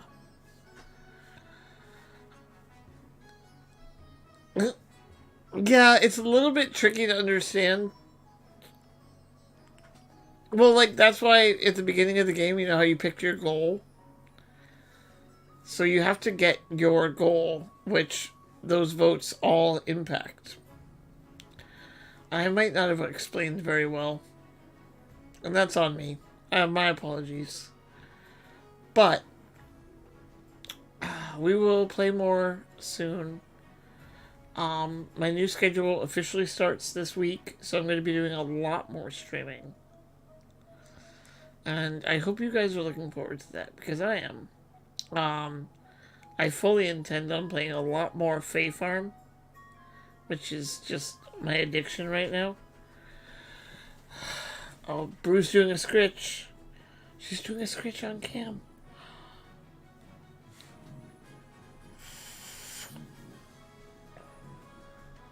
And yes, BG3 streams. Hopefully a little group campaign with Chainsaw.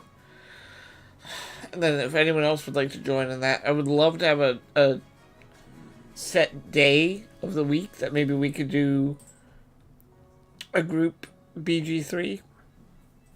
If anyone has that game.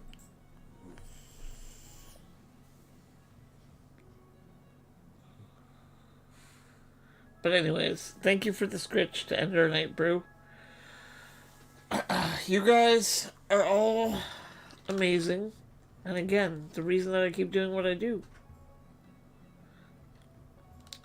Oh, hey, Benny. Benny, by the way. Yes, Blue Bear. I have Blue Bear won the final raffle. Blue Bear, if you change your mind, let me know. I'll give you till tomorrow to decide what you want a gift card for. And then we'll do that. You too, Benny. Let me know what you want your $10 on. And then Tiki has to let me know what he wants his 25 on. And we'll get all that done. And thank you again, guys, for being here. I had a lot of fun. And yeah, just message me on...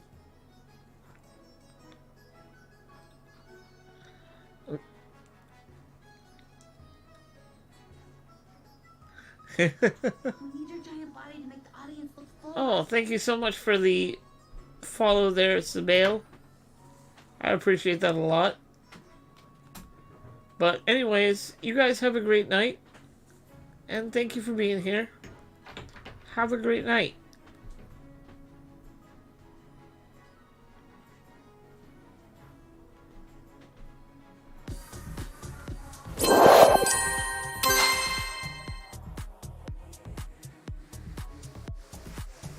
This is the dance that makes everybody dance.